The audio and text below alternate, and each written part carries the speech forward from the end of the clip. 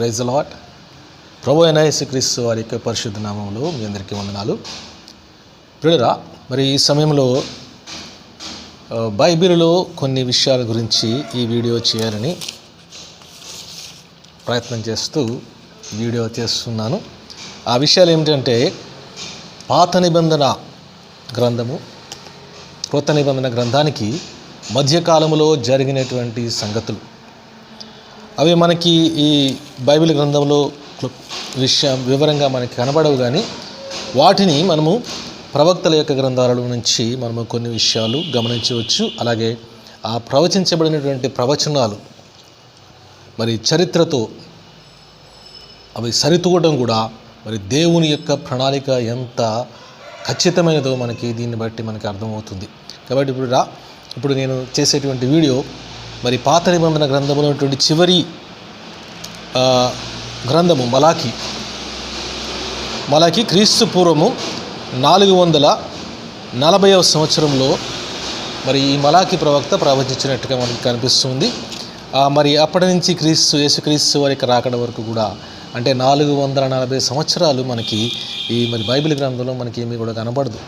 కానీ దాన్ని మనం అర్థం చేసుకోవడానికి ప్రయత్నం చేద్దాం. అంటే పాత నిబంధన మరి క్రొత్త నిబంధన మధ్యకాలంలో జరిగినటువంటి సంఘటనలు మనం క్లుప్తంగా మరి ధ్యానించుకుందాం. పిల్లరా, మరి బైబిల్ యొక్క వెలుగులో, దేవుని వాక్యపు వెలుగులో, ప్రవక్తల యొక్క ప్రవచనాల వెలుగులో, అలాగే మరి చరిత్రలో జరిగిన వాటిని కూడా సరిపోల్చుకుంటూ మనము దేవుని ప్రణాళికని మనం అర్థం చేసుకోవడానికి ప్రయత్నం చేద్దాం. పాత నిబంధన,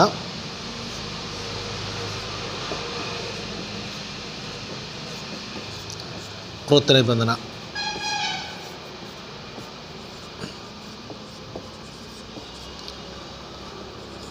మధ్యకాలము, ఈ మధ్యకాలము దాన్ని మనము ధ్యానించుకుంటున్నాం.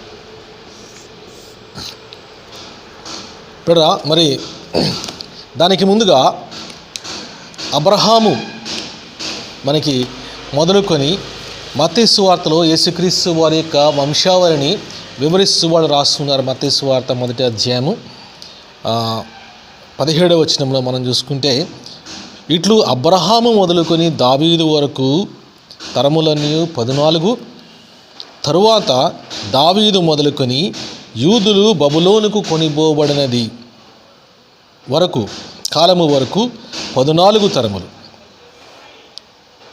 బబులోనుకు కొనిపోబడిన మొదలుకొని క్రీస్తు వరకు 14 తరములు.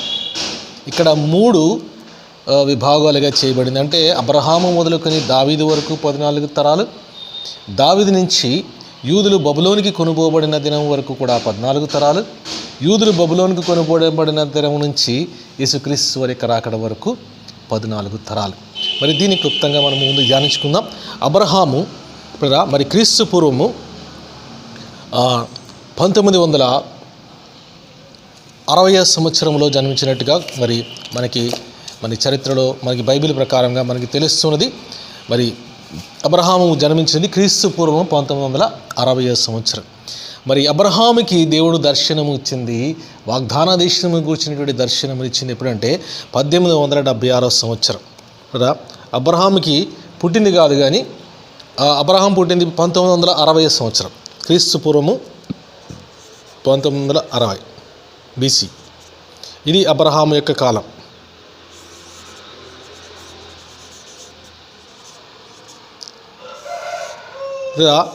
అప్పటి నుంచి మరి అబ్రహాముకి ఎప్పుడు దర్శనం వచ్చిందంటే 1876వ సంవత్సరంలో, క్రీస్తు పూర్వం దగ్గర అప్పుడు దేవుడు దర్శనంలో చూపించి, నీకు ఈ ప్రాంతాన్ని అంటే కనాను ప్రాంతంలో, కనాను దేశంలో అబ్రహాం అక్కడ ఉంటున్నాడు, ఈ దేశాన్ని నువ్వు సంచరించి చూడు, పొడుగు వెడల్పు కూడా సంచరించే, దీనిని ఇక సంతానానికి నేను ఇచ్చేస్తానని దేవుడు వాగ్దానం చేస్తాడు. అప్పటికి అబ్రహాంకి పిల్లలు కూడా లేనటువంటి సమయంలో దేవుడు వాగ్దానం చేస్తున్నాడు.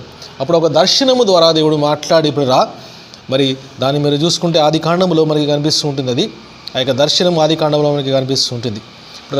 ఆ దర్శనంలో దేవుడు చూపించి 400 సంవత్సరాలు నీ యొక్క సంతానము తమది కాని దేశములో వారు దాస్యత్వములో ఉంటారు, తరువాత వారిని మరి మహా బలముతో నేను విడిపించి తీసుకుని వస్తాను. నీవు ఇప్పుడు ఉన్నటువంటి దేశం అంటే కనాను దేశము అప్పుడు ఆ దేశంలో ఎవరు ఉంటున్నారు? హివీలు, హిత్తీలు, యెబూసీయులు, అమోరీయులు అనేటువంటి వివిధ రకాల జాతుల వాళ్ళు అక్కడ నివాసం చేస్తున్నారు. అయితే దేవుడు అంటాడు కదా, ఇక్కడ అమోరీయుల యొక్క పాపం ఇంకా పరిపక్వము కాలేదు కాబట్టి 400 సంవత్సరముల తర్వాత, అంటే 4వ తరము వారు, నీ తర్వాత 4వ తరము వారు వచ్చి ఈ దేశాన్ని స్వతంత్రించుకుంటారంటే ఇక్కడ వారి యొక్క పాపం అప్పటికి పరిపక్వం పండిపోద్ది. తర్వాత నీ సంతానం విస్తరించిపోతారు. అప్పుడు లక్షల కొలది సంతానం అయిపోతారు. వాళ్ళు వేరే దేశంలో ఉంటారు, దాసులుగా ఉంటారు. వాళ్ళు వచ్చేసి ఈ యొక్క దేశాన్ని స్వతంత్రించుకుంటారు అని అప్పుడే దేవుడు వాగ్దానం చేసేసాడు అబ్రహాంకి. ఇప్పుడంటే 1876 క్రీస్తు పూర్వం. ఆ తర్వాత మోషే నాయకత్వంలో కూడా మనము నిర్గమకాండంలో మనము చూసుకుంటే ఆ సమయానికి మరి యోసేపు, యాకోబు యొక్క కుమారుల్లో చిన్నవాడంటుడు యోసేపు, 11వ సంతానం యోసేపు. మరి తన యొక్క అన్నల ద్వారా అమ్మబడతాడు, వెళ్ళిపోతాడు ఐగుప్తు దేశాల్లో, అక్కడికి అమ్మబడతాడు. మరి అక్కడ అమ్మేసిన తర్వాత అక్కడ దేవుడు యోసేపుని హెచ్చిస్తాడు.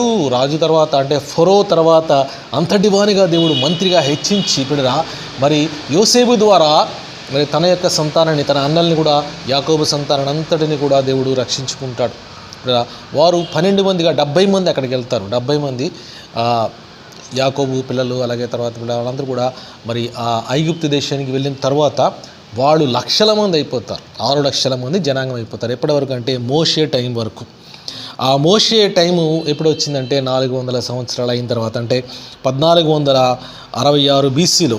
ఈ కొన్ని ఈవెంట్స్ క్లుప్తంగా నేను తెలియజేస్తున్నాను. 1400 ఉజ్జాయింపిక 1446 BC, ఇది అంటే బిఫోర్ క్రైస్ట్, క్రీస్తు పూర్వం. ఈ టైంలో మోషే గారు వచ్చారు. మోషే వచ్చి ఆయన నాయకత్వంలో మరి నడిపించుకుంటూ వస్తున్నాడు జనాంగానంతటిని కూడా.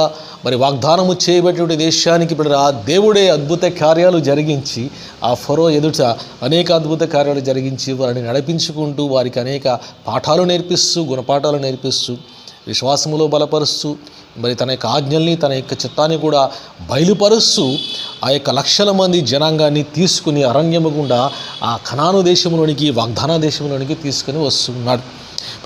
అయితే మరి మోషే కూడా వాగ్దాన దేశంలోనికి ప్రవేశించలేడు.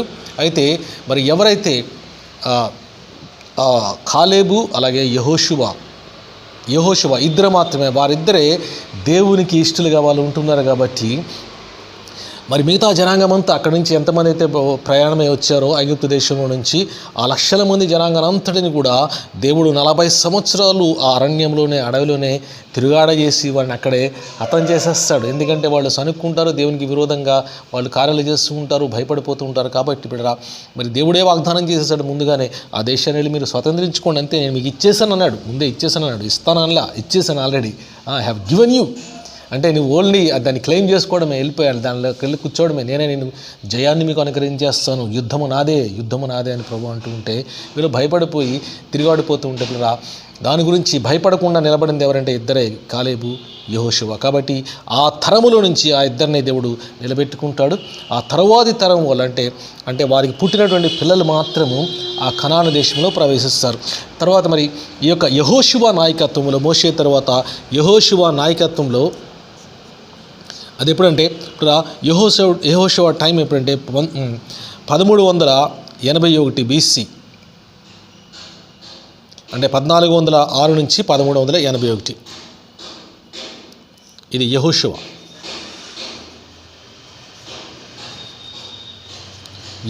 కాలం చూడండి.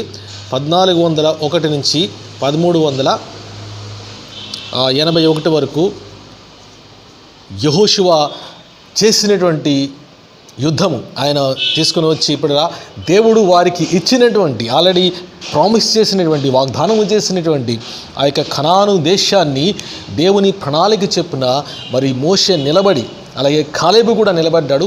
అయితే ప్రాముఖ్యంగా యెహోషువ ఇక్కడ నాయకత్వంగా నిలబడ్డాడు. కాబట్టి యెహోషువ నాయకత్వంలో మోషే యెహోషువని తర్వాత నాయకునిగా అభిషేకిస్తాడు. యెహోషువ నాయకత్వంలో మరి యుద్ధాలు చేసి ఆ కనాను దేశాన్ని వాళ్ళు స్వతంత్రించుకుంటారు. ఆ తరువాత మరి అబ్రహాము నుంచి ఈ యెహోషువ నాయకత్వంలో వాళ్ళు తీసుకున్నారు.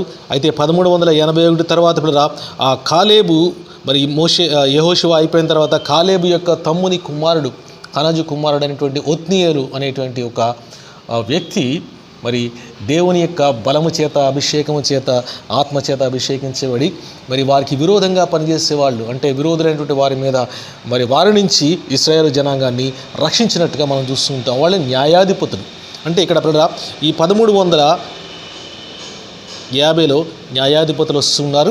అయితే ఇప్పుడు ఇక్కడ నుంచి 1350 నుంచి ఇప్పుడు ఇది న్యాయాధిపతుల కాలముగా ఉంటుంది. క్లుప్తంగా దీన్ని విడగొడుతున్నాను. దీనంటే అబ్రహాము నుంచి దావీదు వరకు 14 తరాలు ఉన్నాయి కదా. అంటే ఈ 14 తరాలు కూడా కాలాలు మనం చూసుకుంటే ఇప్పుడు మోషే వరకు 430 సంవత్సరాలు ఇక్కడ అయిపోయింది. వాళ్ళు కనాను దేశంలోనికి వెళ్ళే వరకు. దాన్ని స్వతంత్రించుకున్న తర్వాత ఇప్పుడు ఈ న్యాయాధిపతుల కాలము కూడా కొంత ఉంటుంది. 1350 నుంచి ఇప్పుడు చివరి న్యాయాధిపతి ఎవరంటే సమూయేలు. ఈ న్యాయాధిపతులు చాలామంది మనకి కనిపిస్తూ ఉంటారు. ఎవరెవరంటే ఇదిగో దెబోరా, ఒక స్త్రీ కూడా న్యాయాధిపతి మనకి కనిపిస్తూ ఉంటుంది. దెబోరా చాలా బలమైనటువంటి స్త్రీ, న్యాయాధిపతిగా పనిచేసింది, ఇశ్రాయేలు జనాంగాన్ని రక్షించింది. ఇప్పుడు అలాగే యెహూ అని, అలాగే గిద్యోను, ఇప్పుడు ఇంకా యెఫ్తా, ఎలోము, సంసోను, ఏలా, సమూయేలు. చివరి న్యాయాధిపతి ఎవరంటే సమూయేలు. వీరందరూ కూడా న్యాయాధిపతులు మనకి కనిపిస్తూ ఉంటారు న్యాయాధిపతుల గ్రంథంలో. అంటే అతని సమూయేలు యొక్క సమయం ఎప్పుడంటే ఆ సంవత్సరం కూడా మనం చూసుకుంటే ఇప్పుడు అది క్రీస్తు పూర్వము 1071 నుంచి అంటే 1071 నుంచి 1050 వరకు మనకి ఇక్కడ సమూయేలు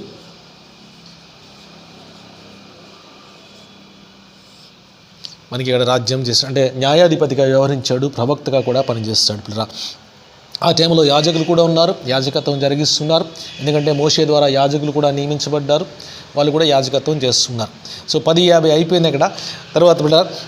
తర్వాత మరి వాళ్ళు రాజు కావాలని కోరుకుంటారు ఇశ్రాయేల్ జనాంగం అంతా కూడా.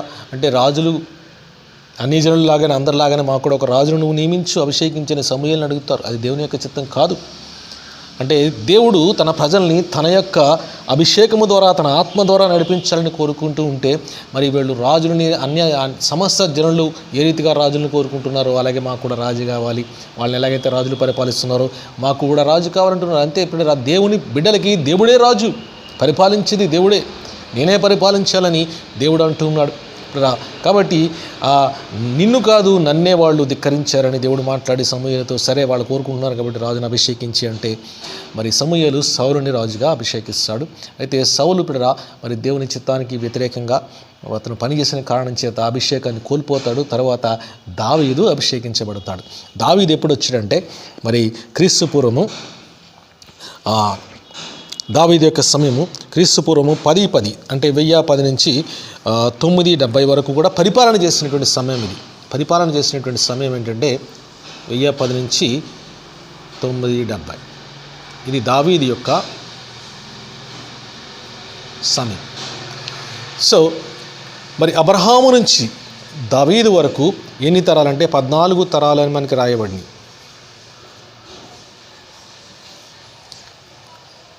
మత్తయి సువార్త మొదటి అధ్యాయంలో మనం చదువుకున్నాం కదా, 14 తరములు దావీదు వరకు. ఇవ్వండి. సో దావీదు వరకు 14 తరములు అంటే ఎన్ని సంవత్సరాలు ఉన్నాయి మనం ఇప్పుడు చూసుకుంటే దగ్గర 900 సంవత్సరాలు మనకి కనిపిస్తున్నాయి కదండి. 950 సంవత్సరాలు అంటే 14 తరాలు, అప్పుడు 950 సంవత్సరాలు అంటే ఎప్పుడు కన్నారు. ఇప్పుడు ఒక వ్యక్తి ఉన్నాడు, తన తర్వాత మొదటి బిడ్డ కన్న తర్వాత ఎవరైతే ఆ వంశావళిలో ఉంటున్నారో ఆ బిడ్డ కన్న తర్వాత మగవాళ్ళనే ఇక్కడ చూసుకుంటున్నారు. తన తర్వాత ఎవరిని కన్నాడు అలాగనమాట.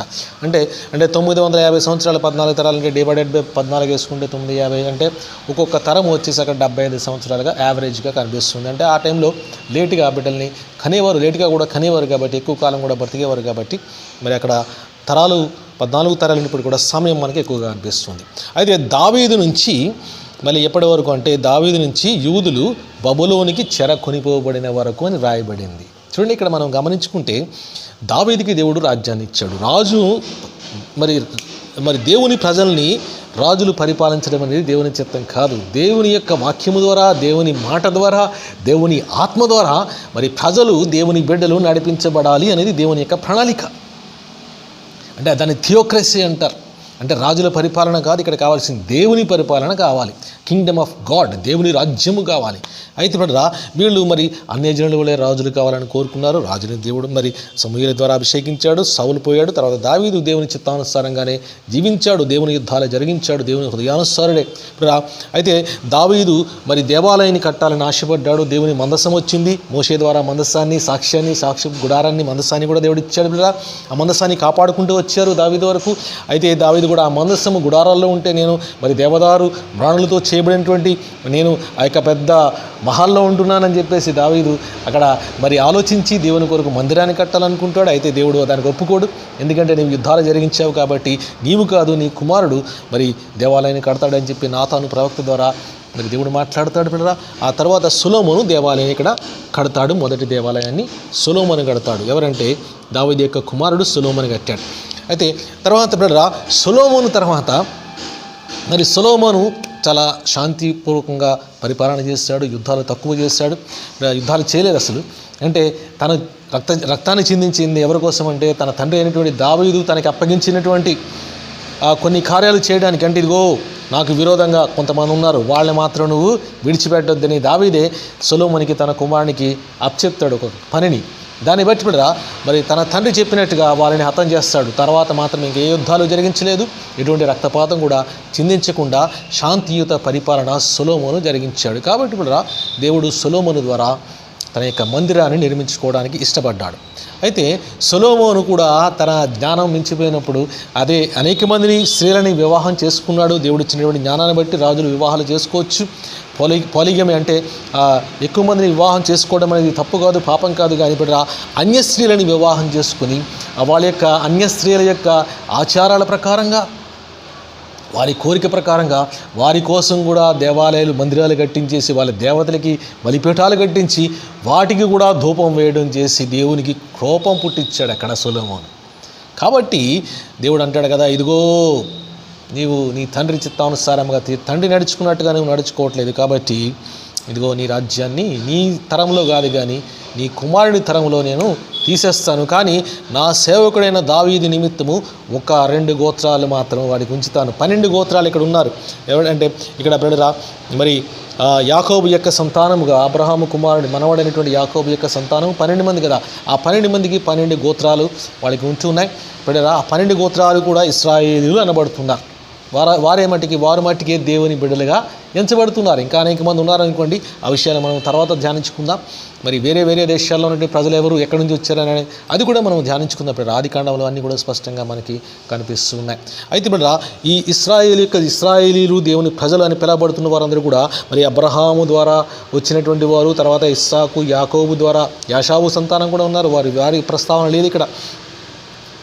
మరి ఇక్కడ మరి యాకోబు సంతానాన్ని అంటే దేవుని యాకోబు ఇశ్రాయేలుగా మార్చబడ్డాడు కాబట్టి దేవుని బిడ్డలుగా లేకపోతే దేవుని చేత ఏర్పాటు చేయబడినటువంటి జనాంగముగా పిలువబడుచున్నారు. కాబట్టి వారిని గురించినటువంటి ప్రస్తావన మనకి బైబిల్లో కనిపిస్తూ ఉంటుంది. ఇతర జనాంగముల గురించి కూడా అక్కడక్కడ ప్రస్తావన మనకి కనిపిస్తూ ఉంటుంది.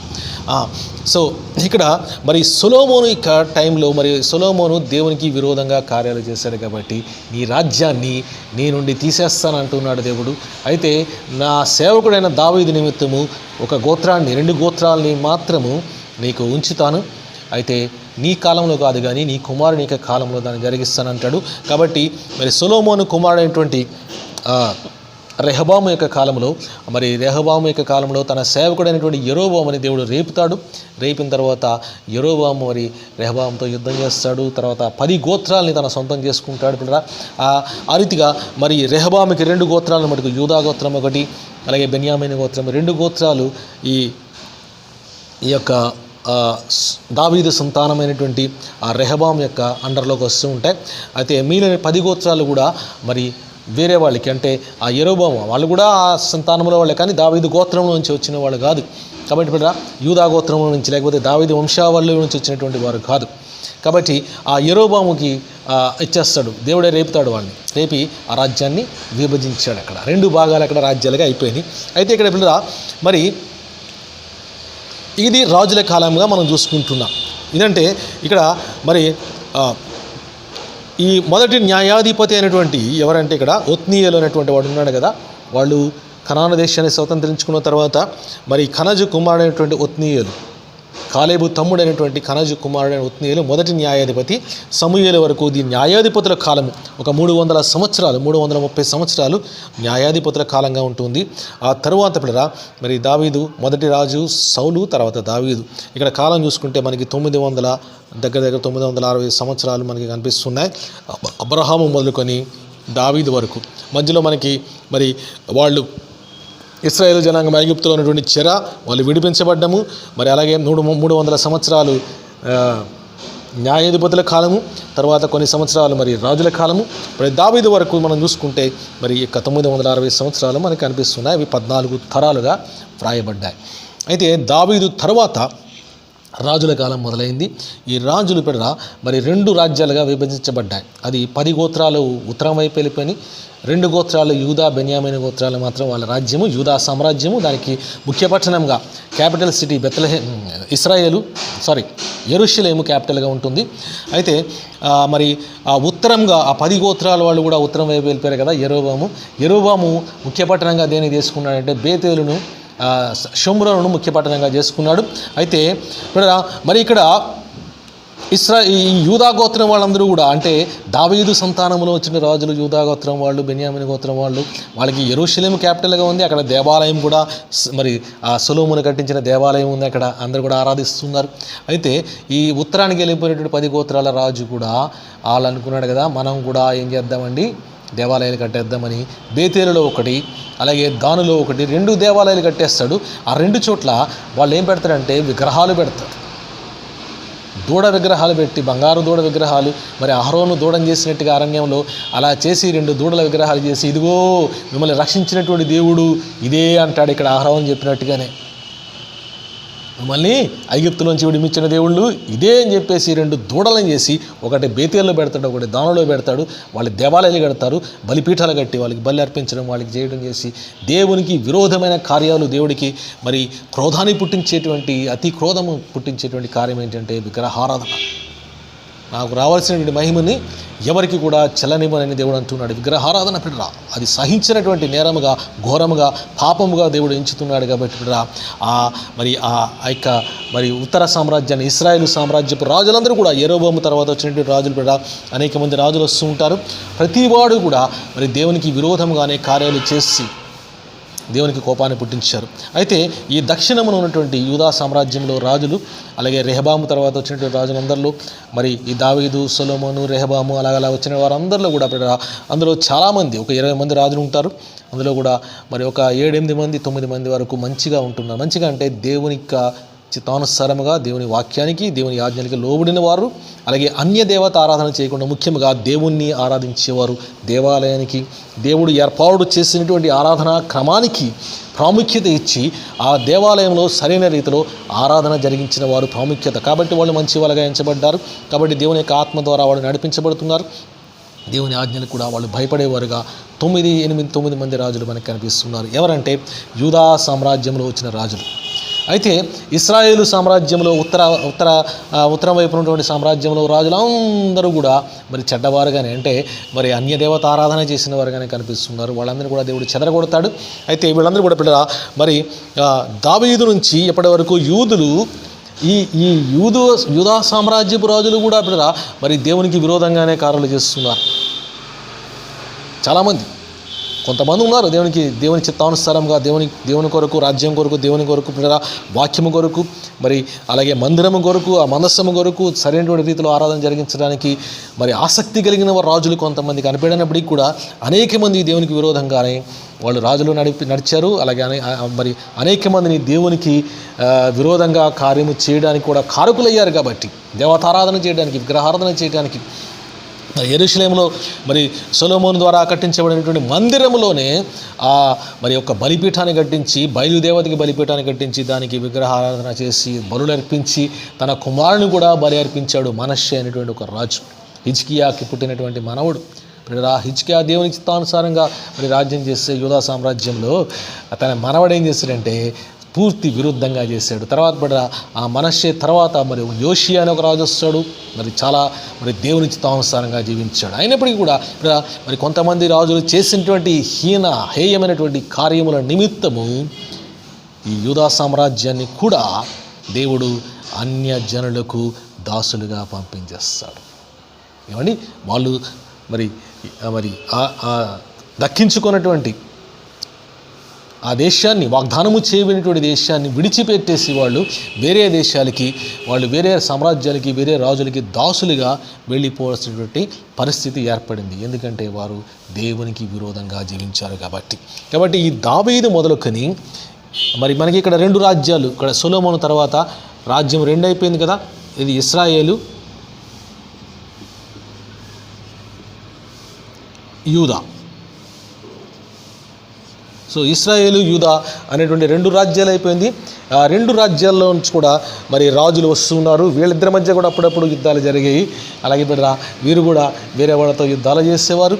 అయితే ఇశ్రాయేలీలు మాత్రము ఎప్పుడంటే బిడ్డ క్రీస్తు పూర్వము 722 సంవత్సరంలో హోషే అయినటువంటి రాజు వాళ్ళని పరిపాలిస్తున్నప్పుడు అష్షూరీయులకి వచ్చి వారిని చెరగా తీసుకుని వెళ్ళిపోతారు. యూదులు కాదు ఇక్కడ. అంటే ఇశ్రాయేలులు ముందుగానే ఎప్పుడు చెరకు వెళ్ళిపోయారంటే క్రీస్తు పూర్వము 722 BCలో ఇశ్రాయేలులు చెరకు వెళ్ళిపోతారు. ఎక్కడికి చెరకు వెళ్ళిపోతారంటే వాళ్ళు చేసినటువంటి హేయ కృత్యాలని బట్టి అష్షూరు రాజుని దేవుడు లేపి ఇప్పుడు ఆ అష్షూరు రాజు వచ్చి, అష్షూరీయులు వచ్చి, ఈ అష్షూరు సామ్రాజ్యం ఎప్పుడంటే 722 నుంచి అది ఈ అష్షూరీయుల సామ్రాజ్యం ఎక్కడ విస్తరించిందంటే ఇరాక్ యొక్క పశ్చిమ ప్రాంతం, ఈస్టర్న్ ఇరాక్, అలాగే సిరియా దేశము, టర్కీ దేశము, టర్కీలో కొంత దేశం, ఇదంతా కలిపి అష్షూరీయుల సామ్రాజ్యం. దానికి ఆనుకుని ఉంది ఇది ఏంటంటే ఇశ్రాయేలీల యొక్క ఉత్తర ప్రాంతము, అంటే ఈ కనాను దేశం యొక్క ఉత్తర ప్రాంతము దాన్ని ఆనుకుని ఉంది. కాబట్టి దాన్ని ఏం చేస్తున్నారంటే వాళ్ళు వచ్చేసి దీన్ని ఆక్రమించుకొని ఆ రాజుని, ఆ ప్రజల్ని అందరినీ కూడా ఇప్పుడు ఆ 10 గోత్రాల మంది ప్రజల్ని, ఇశ్రాయేలు జనాంగాన్ని 722 BCలో ఆ అష్షూరు రాజు అనేటువంటి సన్హెరీబ్ అనేటువంటి రాజు వచ్చేసి బిడ్డ వారందరినీ కూడా చెరగొనిపోయి వెళ్ళిపోయి తీసుకుని వెళ్ళి ఎక్కడ పెడతారంటే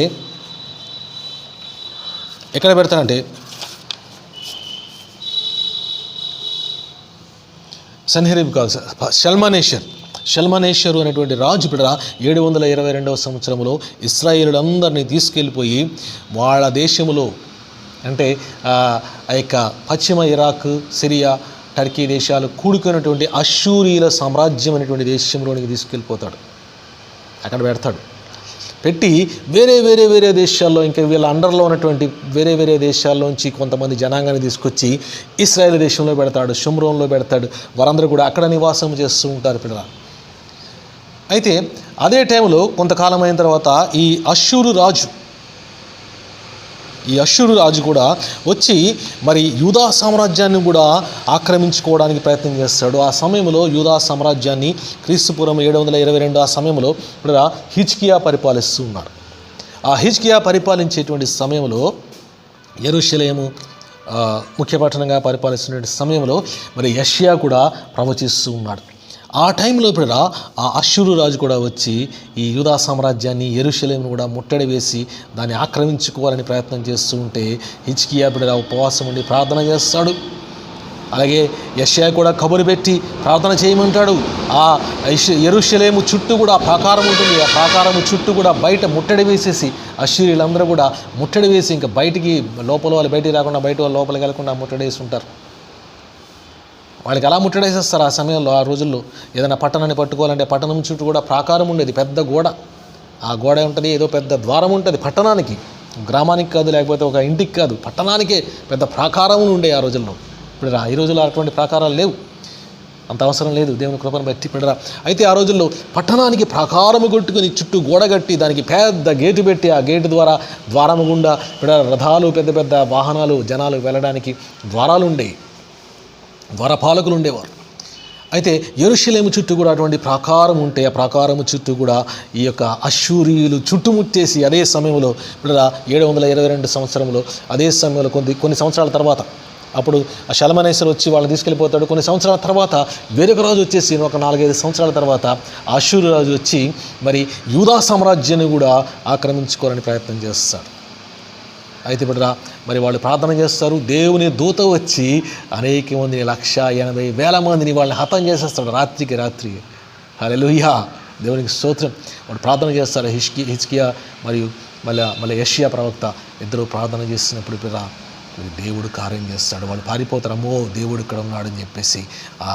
మరి దేవుని చిత్తానుసారంగా హిజ్కియా అక్కడ ప్రవర్తించాడు. కానీ తన యొక్క మనవడైనటువంటి మనష్య మరలా లోకం వైపు వెళ్ళిపోతాడు, దేవతారాధన చేస్తాడు. మరి మందిరంలోనే, యెరూషలేము మందిరములోనే ఆ బలిపీఠాన్ని తీసేసి అక్కడ బయలుదేవత విగ్రహాన్ని పెట్టి దానికి బలులు కూడా అర్పించి దేవునికి కోపం పుట్టిస్తాడు. కాబట్టి ఇప్పుడు మరి హిజ్కియా కొంతమంది రాజులు యూదా సామ్రాజ్యంలో కొంతమంది మంచి రాజులు ఉన్నప్పటికీ కూడా మరి కొంతమంది చెడ్డ రాజులు చేసినటువంటి హేయ క్రియలను బట్టి మరి ఈ యోషియా అనేటువంటి రాజు కూడా దేవునికి చిత్తానుసారంగా జీవిస్తూ ఉన్నాడు. ఈ మనష్య మనవడైనటువంటి వాడు. మరి ఆ యోషియా కుమారుడు అయినటువంటి యెహోయాకీము అనేటువంటి రాజు యొక్క సమయంలో క్రీస్తు పూర్వము 606లో ఇక్కడ ఈ యూదా ప్రజల్ని కూడా, యూదా సామ్రాజ్యాన్ని, ఆ రాజుల్ని కూడా మరి అక్కడ వాళ్ళు వచ్చేసి ఆ సమయంలో ఎవరు పరిపాలన చేస్తున్నారంటే బబులోను సామ్రాజ్యం ఉంది. ఇక్కడ అష్షూరీయుల సామ్రాజ్యం ఉంది కదా. అప్పుడు అష్షూరీయుల సామ్రాజ్యము అంతమైపోతుంది. అక్కడ బబులోను సామ్రాజ్యం ఏంటంటే పశ్చిమ ఇరాక్ వచ్చేసి అష్షూరు సామ్రాజ్యం, పశ్చిమ ఇరాక్, అలాగే సిరియా, అలాగే టర్కీ దేశాలని కూడా ఆ అష్షూరీయుల యొక్క సామ్రాజ్య విస్తరణలో అధీనంలో ఉంటుండగా ఈ యొక్క తూర్పు ఇరాక్ ప్రాంతము అది బబులోను సామ్రాజ్యంగా ఉంటుంది. వాళ్ళు కూడా అప్పుడు బలంగా విస్తరించి తమ యొక్క మరి బలాన్ని పెంపొందింపజేసుకుని అష్షూరీయులను కూడా వాళ్ళు ఓడించేస్తారు. ఆ 10 మంది గోత్రాల వాళ్ళు కూడా వాళ్ళు చెదిరిపోతారు. అప్పుడు ఈ 10 గోత్రాల వాళ్ళు చెదిరిపోయారు. కొంతమంది అక్కడ ఉంటారు, కొంతమంది పారిపోతారు, ఐగుప్తుకి వెళ్ళిపోతారు, అటు వెళ్ళిపోతారు. దేశాలు కూడా చెదిరిపోయారు ఈ ఇశ్రాయేలు జనాంగం అందరూ కూడా. ఈ యూదా వారు మాత్రము అక్కడ ఉన్నారు, యెరూషలేములో ఉన్నారు, వాళ్ళు పరిపాలన చేస్తున్నారు, కానీ భయపడతా ఉన్నారు. అయితే ఇప్పుడు మరి ఈ వాళ్ళు బబులోను సామ్రాజ్యం వచ్చినప్పుడు నెబుకద్నెజరు అనేటువంటి రాజు అక్కడ పరిపాలన చేస్తున్నాడు. వాళ్ళ బలం పెరిగింది అక్కడ ఇరాన్లో. వాళ్ళు వచ్చి మళ్ళా ఇప్పుడు యెరూషలేమును కూడా చుట్టుముట్టేసి ఇక్కడ ఆ యెహోయాకీము అనేటువంటి వాడిని అక్కడ రాజుగా వాళ్ళు పెట్టేసి వాళ్ళు పన్ను కట్టించుకుంటూ ఉంటారు. అక్కడ కొంతమందిని తీసుకుని చెరలోనికి బబులోను దేశానికి తీసుకుని వెళ్ళిపోతాడు 606వ సంవత్సరంలో. కాబట్టి దావీదు మొదలుకొని ఈ బబులోను చెర వరకు కూడా ఇక్కడ 14 తరాలు మనకి కనిపిస్తున్నాయి. అయితే ఇప్పుడు 606లో వాళ్ళు బబులోనికి చెర కొనిపోబడ్డారు. ఆ తర్వాత యెహోయాకీము, తర్వాత వాడి కుమారుడైన యెహోయాకీను, తర్వాత తన యొక్క మరి చిన్నాన్న అయినటువంటి మరి సిద్కియా అనేటువంటి వాళ్ళు రాజులుగా ఉంటున్నారు. వీళ్ళందరూ కూడా ఆ నెబుకద్నెజరు ద్వారా నియమించబడినటువంటి రాజులు మాత్రమే. యెరూషలేములో నామకార్థంగా వాళ్ళు ఉంటున్నారు. అయితే 3 దఫాలుగా ఈ ప్రజల్ని, యూదా వారిని వాళ్ళు బబులోను దేశానికి చెర కొనిపోతారు. 3 దఫాలుగా అంటే 606లో ఒకసారి, అలాగే క్రీస్తు పూర్వము 606లో ఒకసారి, 597లో ఒకసారి, అలాగే సిద్కియా టైంలో 587లో 86లో. అంటే 3 దఫాలుగా 606 నుంచి క్రీస్తు పూర్వం 606 నుంచి 587 వరకు బీసీ వరకు. అంటే ఈ యొక్క ఒక 20 సంవత్సరాల కాలంలో మరి 3 దఫాలుగా ఈ యొక్క యూదులందరినీ కూడా, అంటే యూదులను ఎవరిని పిలుస్తున్నామంటే ఇక్కడ ఈ 2 గోత్రాల వాళ్ళు, అంటే దావీదు యొక్క సంతతి వాళ్ళు పరిపాలించినటువంటి 2 గోత్రాల ప్రజల్ని యూదులు అంటున్నాం. ఇంకా 10 గోత్రాలు ఉన్నారు కదా, వాళ్ళు ఇశ్రాయేలీయులు. ఏమండి, వారు వేరే రాజుల ద్వారా పరిపాలించబడ్డారు. అంటే దావీదు సంతానం ద్వారా వచ్చిన వారు రాజులు కాదు. వాళ్ళు కూడా కొనుక్కోబడ్డారు, దాసులుగా చెరగొనిపోబడ్డారు. కానీ ఎక్కడికంటే అష్షూరీల రాజ్యంలోనికి కొనుక్కోబడ్డారు కదండి. వాళ్ళు మళ్ళీ అక్కడి నుంచి చెదిరిపోయారు. Okay, we're not concerned about them. వాళ్ళ గురించి మనం ఇప్పుడు మాట్లాడట్లేదు. యూదులు, ఎందుకంటే యూదుల గురించి ఎక్కువగా ప్రాధాన్యత, ఎందుకంటే ఇప్పుడు యేసుక్రీస్తు వారి కూడా యూదా గోత్రం నుంచే వస్తాడు అని ప్రవచనాలు ఉన్నాయి. కాబట్టి వారిని గురించి, యూదా గోత్రం గురించి విస్తరించి వ్రాయబడి ఉంది. మరి అయితే యూదులు చెరగొనిపోబడిన వరకు కూడా ఇక్కడ 14 తరాలు ఉన్నాయి. అంటే ఏ సంవత్సరం చూడండి, దావీదు క్రీస్తు పూర్వము 10 అంటే క్రీస్తు పూర్వము 1050 అనుకోండి, లేకపోతే అప్పుడు 1040 అనుకోండి, అప్పటికి 30 సంవత్సరాల వయసు ఉండొచ్చు పరిపాలించడం. 1050 అంటే క్రీస్తు పూర్వం 1960 నుంచి 1050 వరకు. అంటే ఇప్పుడు అంటే ఒక 900 సంవత్సరాలు ఇక్కడ, 960 సంవత్సరాలు ఇక్కడ ఉంది కదా. ఇక్కడ నుంచి దావీదు నుంచి మనకి ఇక్కడ యూదులు బబులోనికి చెర కొనుపోబడింది అంటే 600 అనుకోండి. ఇక్కడ 1000 నుంచి 600 అంటే ఒక 400 సంవత్సరాలు ఇక్కడ దగ్గర దగ్గర ఇక్కడ 400 సంవత్సరాలు మాత్రమే వచ్చింది. ఇక్కడ 900 సంవత్సరాలు వచ్చింది. ఇక్కడ 400 సంవత్సరాలు ఏమండి. సో ఇక్కడ దగ్గర దగ్గర 400 సంవత్సరాలు వస్తుంది. అక్కడ నుంచి బిడ్డ మరి 600, ఎందుకంటే తొందరగా వాళ్ళు చనిపోతూ ఉండేవారు, తొందరగా పిల్లలకి అనేవారు ఇక్కడ రాజులు కాబట్టి ఇక్కడ రాజుల వంశాలు ఇక్కడ చూపించారు ఇక్కడ బిడ్డ. ఆ తర్వాత బిడ్డ మరి ఈ యొక్క చెర కొనిపోబడింది 606లో. అయితే వీళ్ళు చెరకి వెళ్ళేటప్పుడు ఆ వెళ్ళక ముందు 722 క్రీస్తు పూర్వం అంటే ఈ రాజులు ఉన్నారు కదా, వాళ్ళ యొక్క మరి అకృత్యాలు హేయకృత్యాలు పెరిగిపోతున్నప్పుడు దేవుడు ప్రవక్తల్ని పంపించాడు. ప్రవక్తల ద్వారా హెచ్చరికలు చేస్తున్నాడు, మాట్లాడుతున్నాడు. మరి హిజ్కియా పరిపాలించేటప్పుడు యెషయా ప్రవచిస్తున్నాడు. యెషయా కూడా ప్రార్థన చేస్తాడు కదా, చెప్పాను కదా మీకు. యెషయా హిజ్కియా ఇద్దరు ప్రార్థన చేసినప్పుడు దేవుడే తన దూతను పంపించి 180,000 మంది అష్షూరీయుల యొక్క సైన్యాల్ని నాశనం చేసేస్తాడు, యెరూషలేమును చుట్టుముట్టేస్తే. కాబట్టి దేవుడు ప్రవక్తల ద్వారా మాట్లాడుతున్నారు. అయితే ఈ సమయంలో మనం చూద్దాం ప్రవక్తలు ఎవరెవరు ప్రవచించారంటే మరి 720 నుంచి క్రీస్తు పూర్వము 720 నుంచి కూడా మనకి ప్రవచించిన ప్రవక్తలు ఎవరంటే వరుసగా మనం రాస్తున్నాం చూడండి. యెషయా గ్రంథము ఆ టైంలోనే వ్రాయబడింది. యెషయా, మీకా, జెఫన్యా, నహూము,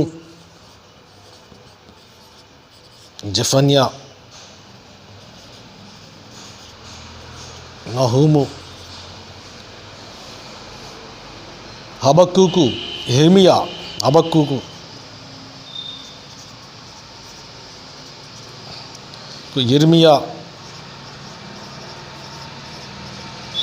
ఇర్మియా మేజర్ ప్రాఫిట్స్ అంటారు. అంటే వీళ్ళు ఎక్కువ కాలం ప్రవచించారనమాట, ఎక్కువగా దేవుని ప్రవచనాలు చెప్పారు. ఈ హబక్కూకు, జెఫన్యా, నహూము, మీకా అనేవాళ్ళందరూ కూడా మైనర్ ప్రాఫిట్స్ అంటారు. అంటే వీళ్ళకి కూడా మనకి 2 అధ్యాయాలు 3 అధ్యాయాలు మనకు కనిపిస్తూ ఉంటాయి. తక్కువ కాలం ప్రవచించారు బిడ్డ. ఇర్మియా ఒకడు, యెషయా ఒకడు, తర్వాత బిడ్డ మనకి యెహెజ్కేలు, దానియేలు, అలాగే హగ్గయి, మలాకి.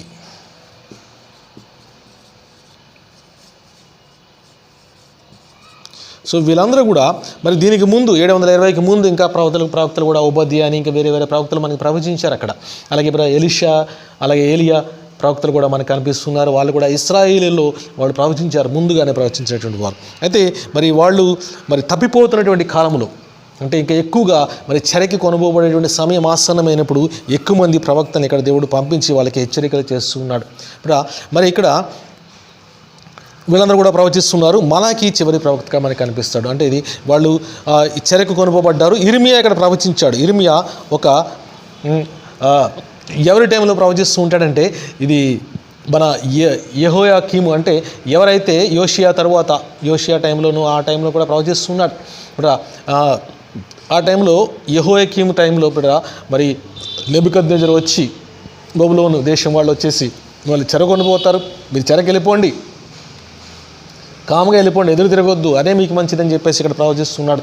వెళ్ళిపోండి, 70 సంవత్సరాల తర్వాత మరలా మిమ్మల్ని తిరిగి విడిపించి తీసుకుని వస్తాను, కాబట్టి మీరు ఎదురు తిరగొద్దంటే అక్కడ ఎదురు తిరుగుతాడు. ఎదురు తిరిగినందుకు దానికి శిక్ష అనుభవిస్తాడు బిడ్డ.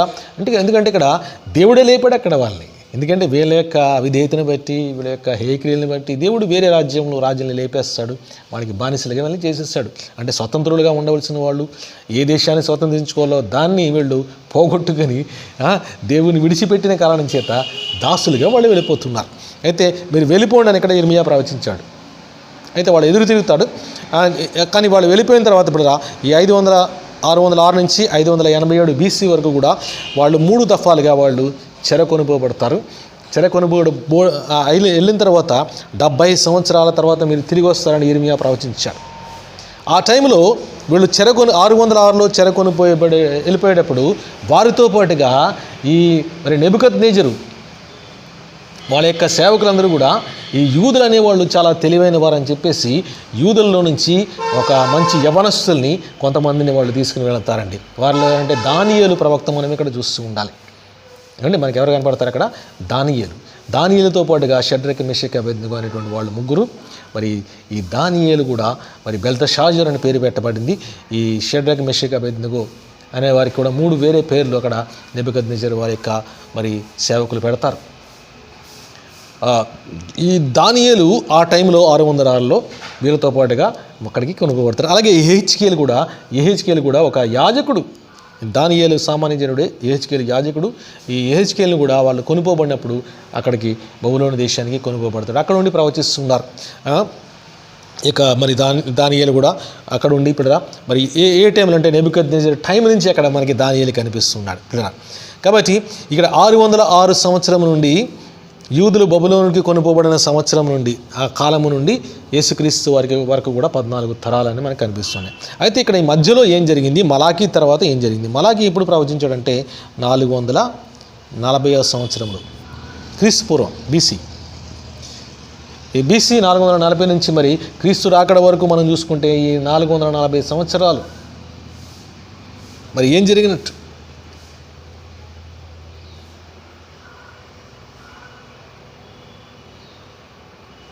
అంటే అదంతా కూడా చరిత్ర కూడా మనకి బైబిల్లోనే మనకి కనిపిస్తుంది. హల్లెలూయా, దేవునికి స్తోత్రం. మరి దానియేలు ఇక్కడ ప్రవచిస్తున్నాడు. అక్కడ దానియేలు యొక్క గ్రంథములో మనము చూసుకుంటే ఇప్పుడు దానియేలు యొక్క గ్రంథంలో దానియేలు నెబుకద్నెజరు యొక్క టైం నుంచి కూడా ఆయన ఉన్నాడు. నెబుకద్నెజరు టైంలో అక్కడ ఏం జరుగుతుందంటే ఒకసారి దీన్ని నేను చెప్పేస్తాను.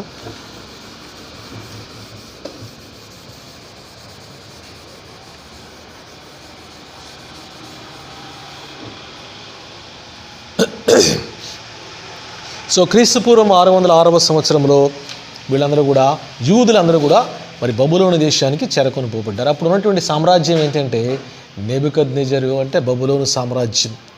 ఇక్కడ మరి దానియేలు గ్రంథము 2వ అధ్యాయంలో మీరు చూసుకుంటే ఇక్కడ మరి దానియేలు వారి యొక్క స్నేహితులు 3 కూడా అక్కడికి వాళ్ళు తీసుకొని పోబడ్డారు. వాళ్ళకి కూడా మంచి ఆహారాన్ని వాళ్ళు పెట్టమంటే వద్దు, మేము అటువంటి ఆహారం రాజు తినేటువంటి ఆహారం మేము తినము, మాకు కూరగాయలు ఇప్పించండి అని చెప్పేసి అది మాకు వద్దంటాడు. అయినప్పటికీ కూడా వీళ్ళే మరి అందరికంటే మంచిగా వీళ్ళు కనపడుతున్నారు కాబట్టి సరే వాళ్ళని అలాగే ఉండేమంటే దానియేలు ఎప్పుడు కూడా ప్రార్థన చేసుకుంటూ తన దేవునికి ప్రార్థన చేసుకుంటూ విశ్వాసములో మరి స్థిరముగా ఉంటూ ఇప్పుడు దేవునికి ఇష్టడుగా ఉన్నాడు. కాబట్టి దేవుడు అనేకమైనటువంటి మర్మాల్ని దానియేలుకి దేవుడు అనుగ్రహించాడు. మరి దానియేలు గ్రంథంలో మనకి జరిగినటువంటి విషయాలు, జరగబోయే విషయాలు, ఇంకా కూడా అనేకమైనటువంటి ప్రవచనాలు మనకి కనిపిస్తుంటాయి. కాబట్టి కూడా అది ఇంతవరకు జరిగినవన్నీ కూడా మరి ఆ యొక్క చరిత్రతో కూడా సరిపోతూ ఉన్నాయి. కాబట్టి మరి మధ్యలో జరిగినటువంటి సంఘటనలు కొన్ని ఇక్కడ మనం చూసుకుందాం.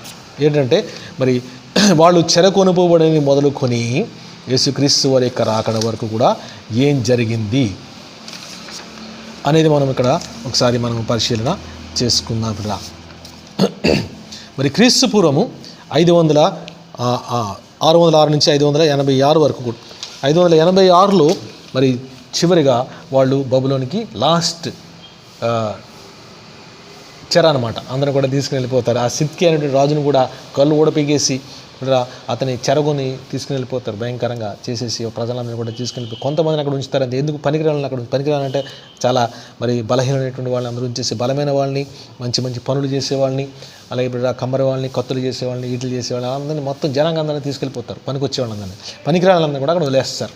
ఎక్కడంటే యూదా సామ్రాజ్యంలో యెరూషలేములో తీసుకుని వెళ్ళిపోతారు 586లో. అయితే అప్పటి నుంచి కూడా బబులోను యొక్క సామ్రాజ్యము మొదలైంది. వచ్చేసప్పుడు ఏం చేస్తారంటే ఈ బబులోను సామ్రాజ్యంలో ఆ నెబుకద్నెజరు తన ప్రజల్ని తీసుకుని వచ్చి ఆ 586వ సంవత్సరంలో మళ్ళీ అందరినీ తీసుకెళ్ళడమే కాకుండా ఆ యెరూషలేము అంతటిని, పట్టణాన్ని అంతటిని కూడా నాశనం చేసేస్తాడు. పట్టణం అంటే కట్టడాలన్నిటినీ, గోడల్ని నాశనం చేస్తాడు. చుట్టూ ప్రాకారం ఉందని చెప్పాను కదా, ప్రాకారాన్ని పడగొట్టేస్తాడు. దేవాలయాన్ని కూడా మొత్తం నేలమట్టం చేసేసి దేవాలయంలో అంటే సొలొమోను కట్టించినటువంటి దేవాలయంలో అనేక వేల మణుగుల వెండి, బంగారము, ఇత్తడి, లెక్కలేనంత ఇత్తడి బంగారం ఉంటే ఆ యొక్క మంచి మంచి మరి ఆ సామాన్లు, ఆ పనిముట్లు, వాటిని బంగారపు పనిముట్లు, అలాగే ఆ స్తంభాలకి చుట్టినటువంటి బంగారము అంతా కూడా ఒలిచేసి తీసుకుని బంగారాన్ని, వెండిని, ఇత్తడిని కూడా తీసుకెళ్ళిపోయి కూడా దాన్ని నేలమట్టం చేసేస్తాడు ఆ దేవాలయాన్ని. 586 సంవత్సరములు. అప్పుడు దేవాలయము నాశనం అయిపోయింది, పట్టణం కూడా నాశనం అయిపోయింది. వాళ్ళు వెళ్ళిపోతున్నారు. 70 సంవత్సరాలు ఇప్పుడు అక్కడ మరి చెరలో వాళ్ళు ఉంటున్నారు. ఆ చెరలో ఉన్నప్పుడు ఇప్పుడు ఆ సమయంలో దానియేలు కూడా ప్రవచిస్తున్నాడు.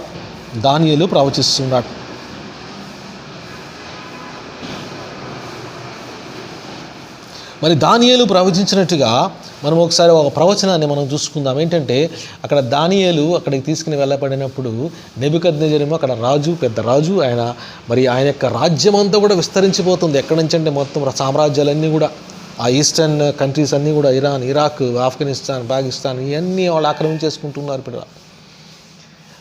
నీ రాజ్యం విస్తరించేసింది మరి కళ్ళ కూడా దేవుడు చూపించాడు.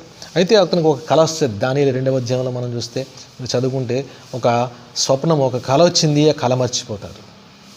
ఏమండి, ఎవరికి? రాజుకి, నెబుకద్నెజరు అనేటువంటి రాజుకి ఒక కళ వచ్చి కళ మర్చిపోయి, ఈ కళ నా కళ ఏంటో మీరు చెప్పాలి, ఆ కళ అర్థం ఏంటో కూడా మీరు చెప్పండి అని అక్కడ ఆ దేశంలో ఉన్నటువంటి పెద్ద పెద్ద జ్ఞానులు అనేటువంటి వారందరినీ కూడా పిలిపించి వారికి ఆజ్ఞాపిస్తాడు. మీరు చెప్తారా? సరే. చెప్పలేదంటే, చెప్పారంటే మీకు మంచి మంచి గొప్ప బహుమతులు ఇచ్చేస్తాను. కళ ఏంటో చెప్పాలి, కళ అర్థం ఏంటో చెప్పాలి. బహుమతులు ఇస్తా, నా సన్నిధిలో ఆస్థానంలో ఉండడానికి మీకు మంచి మంచి స్థానాలు కల్పించేస్తాను. ఒకవేళ చెప్పలేకపోయారా, మిమ్మల్ని తుత్తునీలుగా చేసేస్తాను అంటాడు. తుత్తునీరు అంటే ముక్క ముక్కలుగా ఖండించేస్తాను అంటాడు. వాళ్ళకి ఇంకా వణుకు దడ పుట్టుకుంటుంది, ఆ జ్ఞానులు అనేటువంటి వారందరికీ కూడా. ఇదేంటండి, ఆ కళ చెప్పండి, కళ చెప్తే దాని అర్థం చెప్తాం, కానీ కళ ఏంటో తెలియదు అంటున్నారు, కళ చెప్పమంటున్నారు, దాని అర్థం చెప్పమంటున్నారు, ఇది సాధ్యమా? ఎవరికి సాధ్యం కాదంటారు. అన్నప్పుడు దానియేలుకి ఈ విషయం తెలిసి, ఏంటి ఇంత తొందరగా ఎలాగ ఆజ్ఞాపించాడని చెప్పేసి అని, ఇదిగో నేను ఆయన కళ యొక్క భావాన్ని చెప్తానని ముందుకు వస్తాడు. ముందుకు వచ్చినప్పుడుగా ఆ కళ మరి భావం ఏంటో తనకి తెలియబడులాగన ప్రార్థన చేస్తాడు. అలాగే తన యొక్క స్నేహితులను కూడా, షడ్రక్, మెషక్, అబేద్నెగోను కూడా మీరు కూడా ప్రార్థన చేయండి. మరి పరలోకమందు ఉన్నటువంటి దేవుడు, మరి అందరి హృదయాలను ఎరిగినటువంటి దేవుడు, ఆ రాజుకి ఇచ్చినటువంటి కళ ఏంటో నాకు తెలియజేయాలి, దాని భావం ఏంటో కూడా తెలియజేయాలని చెప్పి ప్రార్థన చేయండి అంటాడు. ప్రార్థన చేస్తాడు. మరి దేవుడు తన మరి దూతల ద్వారా మరి ఆ రాజు కనిన కళని దానియేలుకి తెలియజేస్తాడు. అలాగే ఆ కళ యొక్క భావాన్ని కూడా తెలియజేస్తాడు. ఆ కళ ఏంటంటే, ఆ రాజు చూస్తూ ఉండగా ఆ కళ దానియేలుకి దేవుడు తెలియజేస్తాడు. ఇదిగో రాజుకి ఈ కళ వచ్చింది. అతను చూస్తూ ఉండగా ఒక ప్రతిమ కనపడింది. ప్రతిమ అంటే ఒక స్టాచ్యూ, ఒక విగ్రహం కనపడింది. దాని తలేమో బంగారంతో చేయబడింది. ఒక మనిషి విగ్రహం, తల బంగారంతో చేయబడింది, ఛాతీ ఏమో వెండితో చేయబడింది, అలాగే ఉదర భాగమేమో అది ఇత్తడితో చేయబడింది, కాళ్ళేమో అది ఎలాగంటే ఇనుము, మట్టి కలిసి చేయబడింది అని చెప్పి ఇది అలా చేయబడినట్టు విగ్రహాన్ని చూస్తూ ఉన్నాడు. తాను చూస్తూ ఉండగా ఆ విగ్రహము మీదికి చేతి సహాయము లేనటువంటి ఒక చిన్న రాయి, చేతి సహాయము లేనటువంటి ఒక చిన్న రాయి ఆ విగ్రహము మీద విసరబడింది. అప్పుడు ఆ కాళ్ళ మీద పడింది. ఆ కాళ్ళు పడిపోయి దాంతోపాటుగా ఆ పైన ఉన్నటువంటి భాగాలు కూడా, అంటే ఇత్తడి, వెండి, బంగారం కూడా పడిపోయి ముక్కముక్కలైపోయి, తునాతునుకలైపోయి, అలాగా చెల్లా చెదిరైపోయి కనపడకుండా పోయినాయి. అయితే ఆ చేతి సహాయము లేకుండా విసరబడినటువంటి రాయి, ఆ చిన్న రాయి కాస్త అది నెమ్మదిగా పెద్ద పెద్ద పెద్ద కొండైపోయింది. ఇది దర్శనం అండి. ఈ దర్శనములోనే మరి మర్మము దాగి ఉంది. ఏంటంటే మరి యేసుక్రీస్తు వారి యొక్క రాకడ వరకు, అలాగే తర్వాత కూడా జరిగింది. ఎప్పటి నుంచి అంటే తాను చెరలోనికి వెళ్ళిపోయింది మొదలుకొని, నెబుకద్నెజరు మొదలుకొని ప్రభు వారి యొక్క యేసుక్రీస్తు వారి యొక్క మరి జననం వరకు, తర్వాత జరిగినంతా కూడా ఈ దర్శన భావములోనే కనబడింది. అలాగే ఇప్పుడు వేరొక దర్శనాన్ని కూడా దానియేలుకి దేవుడిస్తాడు. దాని భావము కూడా దీనితోనే ఏకీభవిస్తుంది. ఇంకా విపులంగా దేవుడు తెలియజేసినటువంటి దర్శనాలు ఇంకా 2-3 ఉన్నాయి. అయితే రాజుకే దర్శనం ఇచ్చాడు. అంటే ఒక విగ్రహం ఉంది, అంటే దాని యొక్క అర్థం ఏంటంటే చెప్తున్నాడు ఇక్కడ దానియేలు.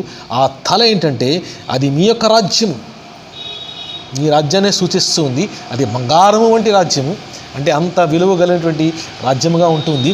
అయితే మీ తర్వాత ఒక రాజ్యం వస్తుంది, అది వెండి అనేటువంటి రాజ్యము. వేరే రాజు వస్తూ ఉంటారు. అలాగే ఇప్పుడు మరి ఆ రాజుల తర్వాత ఆ వెండి రాజ్యము తర్వాత మూడవ రాజ్యం వస్తుంది, అది ఇత్తడిలాగా ఉంటుంది. నాలుగవ రాజ్యమేమో ఇనుము మట్టి కలిసినటువంటి రాజ్యం, అంటే అది ఒకరితో ఒకరికి పొసగనటువంటి రాజ్యముగా అది ఉంటుందని ఇక్కడ 4 రాజ్యాలని సూచిస్తుందని చెప్పేసి దానియేలు అక్కడ నెబుకద్నెజరుకి తెలియజేస్తాడు. మరి అలాగే ఈ చేతి సహాయము లేని రాయి ఏంటో తర్వాత చూద్దాం. ఈ 4 సామ్రాజ్యాలు ఏంటంటే, ఒకటి బంగారము, తల భాగం, తర్వాత వెండి, ఛాతీ భాగం, తర్వాత ఇత్తడి, ఉదర భాగం, తర్వాత ఇనుము ప్లస్ మట్టి, ఇది కాళ్ళు. అయితే ఈ రాజ్యాలు దేన్ని సూచిస్తున్నాయంటే, ఇది బబులోను సామ్రాజ్యం. బబులోను సామ్రాజ్యాన్ని సూచిస్తుంది మొదటిగా. ఇది బంగారముగా మనకి కనిపిస్తుంది బిడ్డరా. ఆ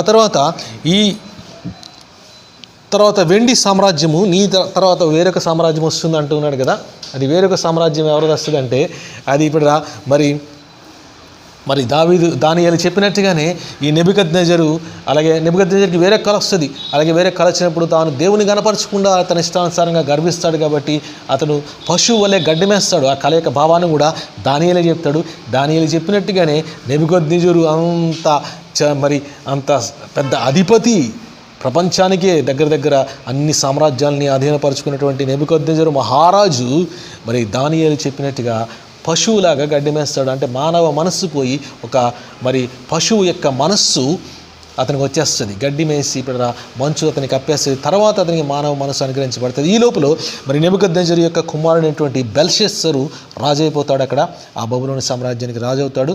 ఈ బెల్షస్సరు కూడా చాలా మరి ఇంకా ఘోరమైనటువంటి వాడుగా ఉంటూ దేవుని గణపరచకుండా ఏం చేస్తాడంటే, మరి తన యొక్క తండ్రి ఆ యెరూషలేము దేవాలయంలో నుంచి తెచ్చినటువంటి బంగారు ఉపకరణములలో, అంటే పాత్రల్లో, గ్లాసుల్లో, కుండీలు, వాటిల్లో కూడా మరి మద్యాన్ని పోసుకుని, ద్రాక్షారసాన్ని పోసుకుని తన యొక్క మందిరంలో, తన యొక్క గుడారముల్లో, ఆ యొక్క ప్యాలెస్లో విందు చేసి తాగి తందనాలాడి డ్యాన్సులు వేస్తూ ఉంటే దేవుని ఒక హస్తం వచ్చి అక్కడ ఏదో రాస్తుంది. ఇంకా గడగడ కొట్టుకుంటాడు. కాళ్ళు టకటక కొట్టుకుంటూ ఉంటాయి మోకాళ్ళు. ఎవరికి? బెల్షస్సరు అనేటువంటి రాజు, బబులోను సామ్రాజ్యంలో ఉన్నటువంటి రాజుకి, నెబుకద్నెజరు కొడుకు. దాని అర్థం ఏంటంటే, అది కూడా దానియేలే చెప్తాడు. మెనే టెకేల్ ఫార్సిస్, అంటే ఇదిగో నేను నిన్ను చూశాను, కొలత వేశాను, కొలత వేయగా నువ్వు తక్కువ చేయబడ్డావు అని చెప్పి ఏదో దాని అర్థాన్ని చెప్పినప్పుడు, ఇదిగో నీ రాజ్యాన్ని నేను తీసేసి అది వేరే వాళ్ళకి ఇచ్చేయబోతున్నాను అంటాడు. అదే రోజు, అదే రాత్రి మరి ఆ యొక్క బెల్షస్సరు హతము చేయబడతాడు. దర్యావేషు అనేటువంటి రాజు వచ్చి, ఈ మాదీయుల సామ్రాజ్యం వచ్చి, మాదీయులు పారసీకుల యొక్క సామ్రాజ్య అధిపతి అయినటువంటి మరి దర్యావేషు ఇక్కడ వచ్చి ఆ బబులోను సామ్రాజ్య అధిపతి అయినటువంటి ఈ బెల్షస్సర్ని హతం చేసేసి దర్యావేషు అధిపతి అయిపోతాడు. అంటే ఇక్కడ సామ్రాజ్యం ఏంటంటే మాదీయుల సామ్రాజ్యం. మాదీయులు మరియు పారసీకులు ఇద్దరు కలిసి ఉంటూ ఉంటారు. So Medo Persian Kingdom, first ఏంటంటే బాబిలోనియన్ కింగ్డమ్ అనమాట, బబులోను సామ్రాజ్యం. తర్వాతది మేడో పర్షియన్ కింగ్డమ్, అంటే మాదీయులు పారసీకుల సామ్రాజ్యము వెండిని సూచిస్తుంది. ఇది కొంతకాలం నడిచింది. ఇప్పుడు ఈ రాజులు ఎవరంటూ ఉంటారంటే, ముందు కోరేషు తర్వాత దర్యావేషు వస్తూ ఉంటాడు. దర్యావేషు అంటే డారియస్ 1, దర్యావేషు ముగ్గురు కనిపిస్తారు. డారియస్ 1 తర్వాత ఇంకా తన కుమారుడు అహష్వేరోషు, మళ్ళీ తర్వాత డారియస్ 2 వస్తాడు. తర్వాత అర్తహషస్త అనేటువంటి వాడు వస్తాడు. తర్వాత దర్యావేషు 3 వస్తాడు. ఈ 4 రాజులు కూడా ఉంటారని దర్యావేషు టైంలో. అయితే ఈ యొక్క వెండిగా ఉన్నటువంటి సామ్రాజ్యము దర్యావేషు కాలంలో కూడా ఈ దానియేలు ప్రవచిస్తున్నాడు. దర్యావేషు కూడా మరి ఈ దానియేలుకి ఒక పరీక్ష పెట్టినప్పుడు దానియేలు కూడా చెరలు వేసి సింహభవనంలో పడేస్తే దేవుడే రక్షిస్తాడు. కాబట్టి మరి ఈ కోరేష్ యొక్క టైంలో, దర్యావేషు తండ్రి అయినటువంటి కోరేషు కాలంలోనే మరి ఇంకా మనకి వేరొక జనాంగం కూడా కనిపిస్తుంది. ఎస్తేరు యొక్క ప్రస్తావన, మనకి ఎస్తేరు గ్రంథం కూడా మనం చదువుకుంటే అవి మరి ఎజ్రా నెహెమ్యాల టైంలో ఎజ్రా కూడా ఆ కోరేషు కాలంలోనే అక్కడ 70 సంవత్సరాలు పూర్తి అయిపోయింది కదా అని చెప్పేసి, అంటే వాళ్ళు చెరకు వచ్చి 70 సంవత్సరాలు పూర్తి అయిపోతుంది, మనం వెళ్ళిపోవాలని అందరూ కూడా ఆలోచిస్తున్నారు. ప్రవచించారు. మాకు ప్రవక్తల గ్రంథం ఉంది, మలాకి ఉంది, ఇర్మియా గ్రంథంలో దేవుడు ప్రవచించాడు మేము వెళ్ళిపోవాలంటే. ఆ రాజులు కూడా భయపడి అక్కడ కోరేషు ఒక ఆజ్ఞ ఇచ్చేస్తాడు, ఏమనంటే వీళ్ళు వెళ్ళిపోయి వాళ్ళ యొక్క మందిరాన్ని కట్టుకోవచ్చు, వాళ్ళ రాజ్యాన్ని లేకపోతే యెరూషలేముని మరలా తిరిగి కట్టుకోవడానికి ఆజ్ఞ అక్కడ కోరేషు ఇచ్చేస్తాడు. కోరెష్ అంటే దర్యావేషు యొక్క తండ్రి, ఇప్పుడు ఆ మాదీయుల యొక్క సామ్రాజ్యాధిపతి. ఆ కోరెషు ద్వారా ఆజ్ఞ అక్కడ వచ్చేసింది. ఎజ్రా నెహెమ్యాలు కూడా అక్కడ మొదటిగా వాళ్ళు ప్రయాణం చేసి రిటర్న్ వచ్చేస్తున్నారండి. మొదటి రిటర్న్ ఎప్పుడు వచ్చారంటే వాళ్ళు ఫస్ట్ రిటర్న్ టు ఇప్పుడు జెరూసలేం 3 దఫాలుగా వాళ్ళు చెరకెళ్ళిపోయారు కదా, అలాగే 3 దఫాలుగా వాళ్ళు తిరిగి వస్తున్నారు. మొదటిగా ఎప్పుడంటే క్రీస్తు పూర్వము 516వ సంవత్సరంలో, 586 సంవత్సరంలో లాస్ట్ జర్నీ వెళ్ళిపోయింది కదా, 516లో వాళ్ళు మళ్ళీ తిరిగి రిటర్న్ రావడం మొదలుపెట్టారు. ఎక్కడికంటే యెరూషలేముకి. ఎప్పుడంటే ఎవరి నాయకత్వం అంటే జెరుబ్బాబెలు అనేటువంటి ఒక వ్యక్తి నాయకత్వంలో మరి రాజు ఆజ్ఞ ప్రకారముగా వారితో పాటుగా తనతో పాటుగా కొంతమంది జనాంగాన్ని వెంట పెట్టుకొని జెరుబ్బాబెలు నాయకత్వంలో వారు మరి తిరిగి ప్రయాణమై యెరూషలేముకి వచ్చి దేవాలయాన్ని కట్టడం మొదలుపెట్టాడండి Zerubbabel. First return of journey, first wave of return అంటారు దీన్ని, అంటే మొదటి వేవ్ రిటర్న్ వచ్చారు. తర్వాత కొంతకాలానికి మళ్ళీ ఎప్పుడంటే ఇప్పుడు రెండవ వేవ్ ఎప్పుడంటే వాళ్ళు మళ్ళా తిరిగి వస్తున్నారు.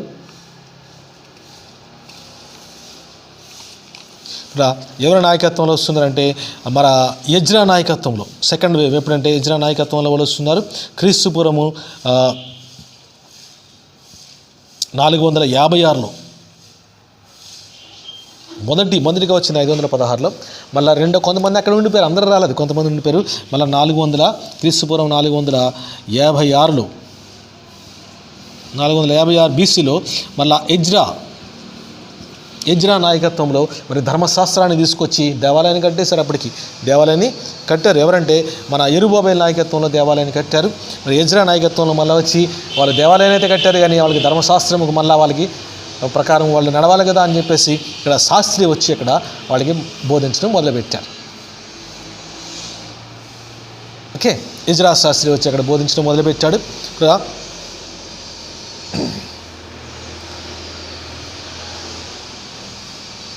వీళ్ళు దేవాలయాన్ని కట్టేటప్పుడు ఈ టైంలో కొంతమంది ఇంకా అప్పటికి దేవాలయం లేదు కాబట్టి వాళ్ళు ఏం చేశారంటే అక్కడక్కడ సమాజ మందిరాలుగా వాళ్ళు కట్టుకుని కదా, వాళ్ళు అక్కడక్కడ మరి వారి దగ్గర ఉన్నటువంటి గ్రంథాలని వాళ్ళు పఠిస్తూ ఉండేవారు. ప్రవక్తల గ్రంథాలు కానీ ధర్మశాస్త్రం కానీ తోరా కానీ వాళ్ళ దగ్గర ఉండేది, వాళ్ళు పఠించుకుంటూ వాళ్ళు చర్చించుకుంటూ ఉండేవారు. వాటిని సమాజ మందిరాలు అనేవారు. అప్పటికి యెరూషలేము దేవాలయం లేదు కాబట్టి, అంటే వీళ్ళు రాకముందు 516లో వచ్చారు కదా, రాకముందు వీళ్ళు చెరగొనిపోయిన కొంతమంది అక్కడ ఉన్నారు. అందరూ వెళ్ళిపోలేదు, కొంతమంది ఉన్నారు, కొంతమంది వెళ్ళిపోయారు, కొంతమంది తీసుకెళ్ళిపోయారు. అయితే వీళ్ళు మిగిలిపోయిన వాళ్ళందరూ కూడా వాళ్ళ భక్తి మానకుండా సమాజ మందిరాల యొక్క కాన్సెప్ట్ అక్కడ వచ్చింది. తర్వాత ఎజ్రా శాస్త్రి నాయకత్వంలో రెండోసారి తిరిగి వచ్చారు. తర్వాత నెహెమ్యా నాయకత్వంలో మూడవసారి థర్డ్ వేవ్ ఆఫ్ రిటర్న్ మనకి అక్కడ వచ్చింది.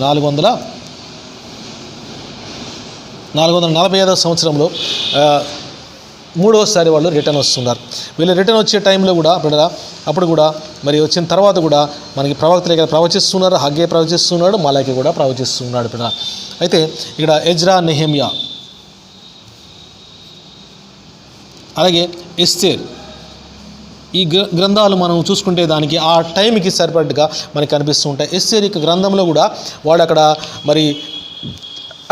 మరి మాదీయుల సామ్రాజ్యం యొక్క ఆధిపత్యంలో వాళ్ళు బానిసలుగా అక్కడ ఉంటున్నారు. వాళ్ళు వచ్చేమని వెళ్ళిపోమని వాళ్ళకి ఆజ్ఞ వచ్చేసింది. ఇంకా వాళ్ళు తటపటాయిస్తున్నారు. కొంతమంది వచ్చారు, ఇంకా కొంతమంది అక్కడ ఉండిపోయారు. కాబట్టి ఇప్పుడు ఎస్తేరు యొక్క గ్రంథంలో మనం చూసుకుంటే ఎస్తేరు ద్వారా కూడా దేవుడు కార్యం జరిగించి ఇప్పుడు యూదులందరినీ కూడా నాశనం అవ్వకుండా దేవుడు కాపాడుతాడు.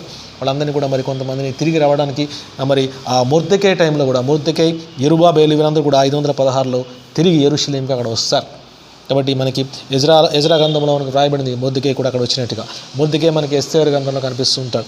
అయితే ఇప్పుడు ఈ యొక్క కాలంలో వాళ్ళు తిరిగి వచ్చారు. అయితే ఇశ్రాయేలీయులు తిరిగి దఫాలుగా వస్తున్నారు.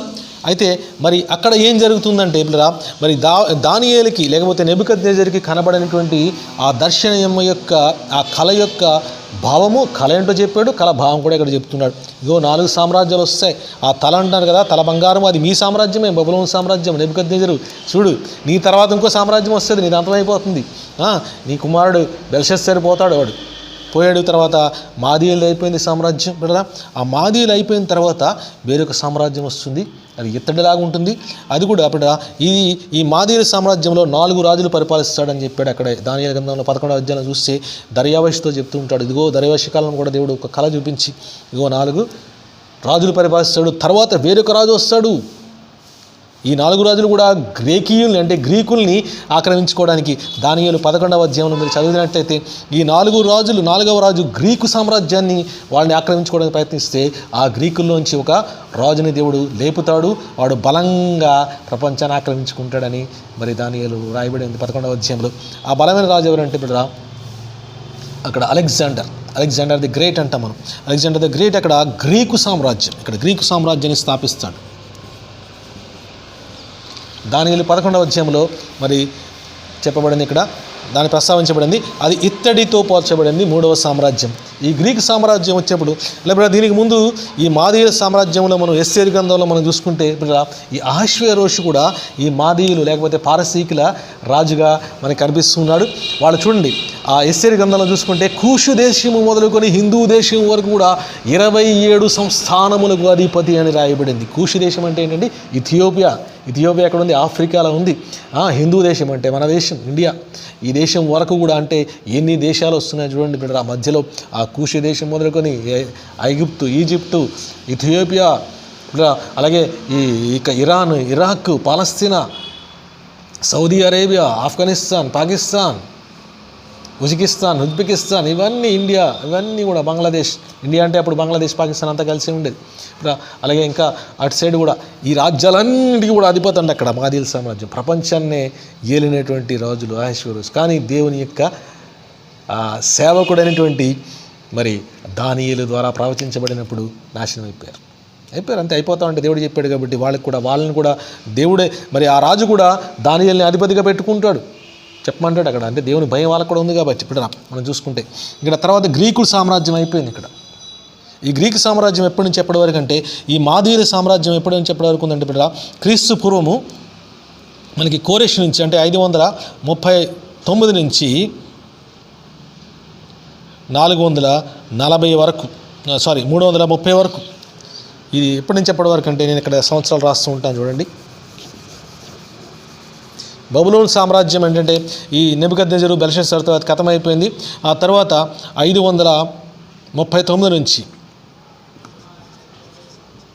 330 వరకు కూడా ఈ మాదీయుల సామ్రాజ్యం గడిచింది. మాదీయులు పారసీకులు. తర్వాత మరి ఇక్కడ అలెగ్జాండర్ దిగాడు. ఇక్కడ అలెగ్జాండర్ దిగి మొత్తం గ్రీకు సామ్రాజ్యాన్ని స్థాపించాడు. గ్రీకుల సామ్రాజ్యం మొత్తం ప్రపంచాన్ని అంతా కూడా వాళ్ళు జయించినట్టుగా మనకు అనిపిస్తుంది. ఈ గ్రీకుల సామ్రాజ్యం ఎప్పటి నుంచి ఎప్పటి వరకు ఉందంటే క్రీస్తు పూర్వం 330 నుంచి 332 టు బి ప్రిసైజ్ 332 నుంచి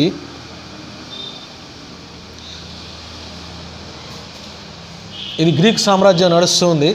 అయితే ఇది 332లో గ్రీక్ సామ్రాజ్యంలో అలెగ్జాండర్ ద గ్రేట్, ఈ అలెగ్జాండర్ గురించి కూడా మరి దానియేలు ప్రవచించాడు 11వ అధ్యాయంలో. అయితే ఆ 11వ అధ్యాయం చదువుకున్నట్లయితే మరి ఆ గొప్ప రాజు తన యొక్క మరి వంశస్థులకి ఆ రాజ్యాన్ని విడిచిపెట్టాడంట. తన వంశస్థులు కానీ అన్యులు రాజ్యాన్ని ఆక్రమించుకుంటారని మరి అదే చెప్పబడినట్టుగానే మరి ఆ రాజ్యము 4 ముక్కలైపోద్ది. అలెగ్జాండర్ కూడా అతి చిన్న వయసులో ప్రపంచాన్ని అంతా కూడా తిరుగుతాడు. మొత్తం ఇండియా వరకు కూడా వచ్చేస్తాడు. గుర్రం మీద తిరిగి ప్రపంచాన్ని అంతా జయిస్తాడు. కానీ అతి చిన్న వయసులోనే మరి తను ప్రాణాలు కోల్పోతాడు. తన భార్య గర్భవతిగా ఉండగానే మరి తన ప్రాణాలను కోల్పోతాడు. కోల్పోయినప్పుడు కూడా తను చెప్తాడంటే ఇదిగో నేను ఏది కూడా తీసుకెళ్ళదు కాబట్టి తన వైద్యులతో చెప్తాడు, మీరే నాక శవపేటికని మోయాలి. వైద్యులతో చెప్తున్నాడు. గ్రీకు అధినేత అలెగ్జాండర్ ది గ్రేట్, అది అరిస్టాటిల్ యొక్క శిష్యుడు. అరిస్టాటిల్ ఫిలాసఫర్, తనకి మొత్తం అంతా బోధిస్తాడు ఫిలాసఫీని అంతా కూడా. అయితే రాజు చెప్పాడు 30 సంవత్సరాల వయసులోనే వయసు వచ్చేసరికి ప్రపంచాన్ని అంతా జయించేశాడు. 30 వచ్చేసరికి అంటే 20 సంవత్సరాలు, ఒక 7-8 సంవత్సరాలు మొత్తం తిరిగేశాడు గుర్రం మీద. తిరిగి తనతో పాటు కొంతమందిని వెంట పెట్టుకుని ఆక్రమించుకోవడం. అంతే, ఆక్రమించుకోవడమే కాదు, వాళ్ళతో మరి ఎలా మెలగాలో అలాగే యెరూషలేమును కూడా ఆక్రమించుకుందామని ప్రయత్నం చేశాడు. కానీ అతని వల్ల కాలేదు. అప్పటికి వాళ్ళు అక్కడ దేవాలయాన్ని అక్కడ కట్టేసి వాళ్ళు ఆరాధన జరిగించుకుంటున్నారు. దాని యొక్క మరి ఆ టైంలో అక్కడ ఏం జరుగుతుందంటే, ఆరాధన జరుగుతుంది దేవుని బిడ్డలు కాబట్టి ఇప్పుడు ఆక్రమించుకోవడం కుదరలేదు. అయితే తన యొక్క భార్య గర్భవతిగా ఉండగానే చనిపోతాడు. ఆ కుమారుడు మరి ఏం చేయాలంటే, తనకి 4 సైన్యాధిపతులు ఉంటారు అలెగ్జాండర్కి. ఈ నలుగురు ఏమనుకుంటారంటే, తన భార్య యొక్క అంటే అలెగ్జాండర్కి కుమారుడు పుట్టిన తర్వాత అతను పెద్ద అయ్యే వరకు కూడా మనం రాజ్యాన్ని కాపాడదాం, తర్వాత ఆ అలెగ్జాండర్ కొడుకు దాన్ని అప్పగిద్దామని అనుకుంటారు. కానీ వాళ్ళ దుర్బుద్ధి పుట్టేసి ఆ కుమారుని పక్కకి గంటేస్తారు. అంటే అలెగ్జాండర్ యొక్క భార్యని కుమారుని పక్కకి గంటేసి వీళ్ళ 4 కూడా ఈ ప్రపంచ రాజ్యాలని కూడా పంచుకొని, ఉత్తరానికి దక్షిణానికి తూర్పుకి పడమరకి ఒకరికి, ఉత్తరాన్ని ఒకరికి, దక్షిణంలో ఒకరికి, పశ్చిమ ఒకరికి అని చెప్పేసి 4 మూల 4 పక్కల 4కి పంచుకుంటారు. అయితే ఇక్కడ మరి ఉత్తరానికి దక్షిణానికి మధ్యలో అంటే ఇది ఎక్కడి నుంచి అంటే యెరూషలేముని మనం పాయింట్గా తీసుకుంటే, యెరూషలేము నుంచి దక్షిణానికి, ఉత్తరానికి, తూర్పుకి, పడమరకి 4 భాగాలుగా మరి నలుగురు కూడా మరి పంచుకుంటారు. ఇలాగ ఇందులో సెల్యూసిడ్ సామ్రాజ్యం అని, అలాగే టాలమిక్ సామ్రాజ్యం అని కూడా మనకి ఇక్కడ కనిపిస్తూ ఉంటుంది. ఆ చరిత్రలో మనం చూసుకుంటే వీళ్ళు 2 భాగాలుగా వాళ్ళిద్దరికి కూడా పోరాటాలు జరుగుతూ ఉంటాయి. అయితే వీళ్ళిద్దరికీ ఈ గ్రీకు సామ్రాజ్యం అప్పుడు ఎక్కడి వరకు వచ్చిందంటే, మరి వీళ్ళ సామ్రాజ్యాలు జరుగుతూ ఉన్నప్పుడు అక్కడ యెరూషలేములో కొంతమంది జనాంగం తిరిగి వచ్చారు. అక్కడ మరి కొంతమంది మరి దేవుని యొక్క చిత్తానుసారముగా దేవుని కొరకు మరి చాలా మరి ఆసక్తి కలిగినటువంటి వారు కూడా మనకు కనిపిస్తూ ఉంటారు. వాళ్ళ యొక్క ప్రస్తావన మనకి బైబిల్లో కనపడదు. కానీ మరి మీరు క్యాథలిక్ బైబిల్ చదివినట్లయితే దాంట్లో కొన్ని గ్రంథాలు మనకి కనిపిస్తాయి. మక్కాబీయుల చరిత్ర, మక్కాబీయుల గ్రంథము, మొదటి గ్రంథం, రెండవ గ్రంథం అని ఉంటుంది. అలాగే తోబీతు అనేటువంటి ఒక ప్రవక్త గ్రంథం ఉంటుంది. యూదితు అనేటువంటి గ్రంథాలు ఉంటాయి. ఇవన్నీ కూడా మరి పాత నిబంధన, క్రొత్త నిబంధన, మన బైబిల్లో ఉన్నటువంటి ఆ గ్రంథాల మధ్య కాలంలో జరిగినటువంటి కొన్ని సంఘటనలు మనకి తెలియజేస్తూ ఉంటాయి. ఈ మక్కాబీయులు ఎవరంటే యూదా వంశంలో వచ్చినటువంటి వారు. అలాగే వాళ్ళు కూడా యూదా వంశంలో కాదు, ఎఫ్రాయిముల నుంచి వచ్చినటువంటి వారు దేవుని కొరకు ఆసక్తి కలిగి వాళ్ళు జీవించేవారుగా ఉంటున్నారు. వాళ్ళు మరి ఈ యొక్క సెల్యూసిడ్ సామ్రాజ్యంలో నేను చెప్పాను కదా, ఉత్తరానికి దక్షిణానికి 2 సామ్రాజ్యాలు, అలెగ్జాండర్ యొక్క సైన్యాధిపతులు విడిపోయిన టాలమైట్స్ ఒకరు, సెల్యూసైడ్స్ ఒకరు. ఆ సెల్యూసిడ్స్ అంటే ఉత్తరానికి అనమాట.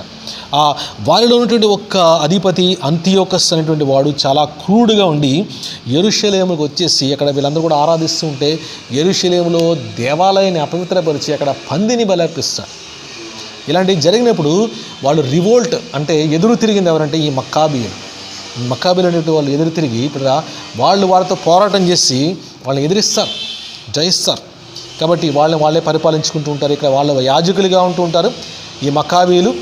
యూదా మక్కాబీయుడు ఒకడు, అలాగే యాజకుడుగాను, అధిపతిగాను, నాయకుడిగాను వాళ్ళు ఉండి వాళ్ళ యొక్క సామ్రాజ్యాన్ని లేకపోతే వాళ్ళ యొక్క ప్రాంతాన్ని వాళ్ళు కాపాడుకుంటూ, అంటే ఎలా అంటే ఆత్మీయంగా, అలాగే రాజకీయ పరంగా, ఆ దేవుని పరంగా కూడా వాళ్ళు, వాళ్ళ ఆరాధన పరంగా కూడా దేవునికి కొరకు ఆసక్తి కలిగే వాళ్ళు యుద్ధాలు కూడా చేస్తూ రాజులైన యాజక సమూహంగా వాళ్ళు ఉన్నట్టుగా మనకి కనిపిస్తూ ఉంటుంది. ఈ మక్కాబీయుల చరిత్రలో మనకి కనిపిస్తూ ఉంటుంది.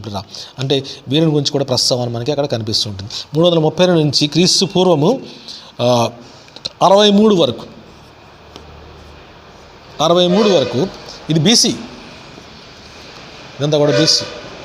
ఇది మనకి గ్రీకు సామ్రాజ్యము ఇతడి సామ్రాజ్యంగా కనిపిస్తుంది. అలాగే మరి ఈ 63 అయిపోయిన తర్వాత ఇక వీళ్ళది నెమ్మదిగా వీళ్ళు 4 రకాలుగా విడిపోయారు కాబట్టి వాళ్ళు బలహీనపడిపోతున్నారు. తర్వాత రోమా సామ్రాజ్యం అనేది ఇక్కడ బలపడుతుంది. పాంపే అనేటువంటి రోమా అధిపతి అక్కడ మరి బలపడి వీళ్ళందరినీ కూడా మరి జయించి ఈ ప్రాంతాలన్నింటినీ కూడా జయించి ఆక్రమించుకోవడం మొదలు పెడతాడు రోమా చక్రవర్తి అనేటువంటి పాంపే. తర్వాత సీజర్ అగస్టస్ అని తర్వాత వస్తాడు పాంపే తర్వాత.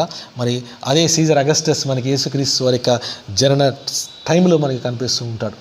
ఏమండి, ఆ దినంలో లూకాసు వార్త 2వ అధ్యాయం, ఆ దినంలో సర్వజనులకు ప్రజాసంఖ్య వ్రాయవలనని కైసరు ఔగుస్తు వలన ఆజ్ఞ. అంటే సీజర్ అగస్టస్ ఇతను ఎవరంటే ఈ రోమా సామ్రాజ్య అధిపతి. అంటే పాంపే తర్వాత పాంపేని కూడా ఓడించేస్తాడు. అంటే పాంపేకి నమ్మకంగా ఉంటాడు. ఉండి ఇప్పుడు ఈ సీజర్ అగస్టసే మరి రాజ్యాన్ని అక్కడ ఆక్రమించేసుకుంటాడు, రాజు అయిపోతాడు. అక్కడ అయిపోయిన తర్వాత ఇప్పుడు మరి ఆ టైంలో ఇంకా ఇంకా ఇంకా అనేకమైన ఈ సంగతులన్నీ కూడా మనకి దానియేలు 11వ అధ్యాయంలో రాయబడినట్టుగానే ఆ చరిత్రలో కూడా మనకి జరగబోయే కూడా రాయబడ్డాయి. ఏ రీతిగా ఈ ఉత్తర రాజ్యం అంటే ఈ సెలెసిడ్స్, అలాగే టాలమైట్స్, దక్షిణంలో టాలమైట్స్, వీరిద్దరికి మధ్యలో ఏ రీతిగా యుద్ధాలు జరుగుతూ ఉంటాయి. మరి ఒక స్త్రీ వస్తుందని చెప్పి కూడా రాశాడు. ఆ స్త్రీ ఎవరంటే మనకి క్లియోపాత్రా గురించి మనకి చదువుకున్నాం కదా. క్లియోపాత్రా ఆ టాలమైట్స్ అనమాట, టాలమైట్ క్వీన్. ఆమె ఏ రీతిగా ఐగుప్తు దేశానికి వెళ్ళిపోతుందో, వెళ్ళిపోయిన తర్వాత అక్కడ నుంచి ఎలా వచ్చి మళ్ళీ సీజర్కి భార్య అయిపోతుంది. అక్కడ సీజర్కి భార్య అయిపోయి ఇంకా అనేక రాజ్యాలను మరి ఆక్రమించుకోవడానికి ఆమె కూడా అక్కడ చేసి ఇవన్నీ కూడా రాయబడ్డాయి దానియేలు 11వ అధ్యాయంలో. అయితే ఈ రాజ్యము మనకి ఇక్కడ 63 నుంచి BC నుంచి మనకి కొనసాగుతుంది. అయితే ఈ రోమీలు అక్కడ ఆక్రమించుకొని యేసుక్రీస్తు వారి రాకడలో ఈ హేరోదు అనేటువంటి వారిని అక్కడ రాజుగా అక్కడ నియమిస్తారు. ఎక్కడంటే మరి ఈ యూదా సామ్రాజ్యంలో హేరోద్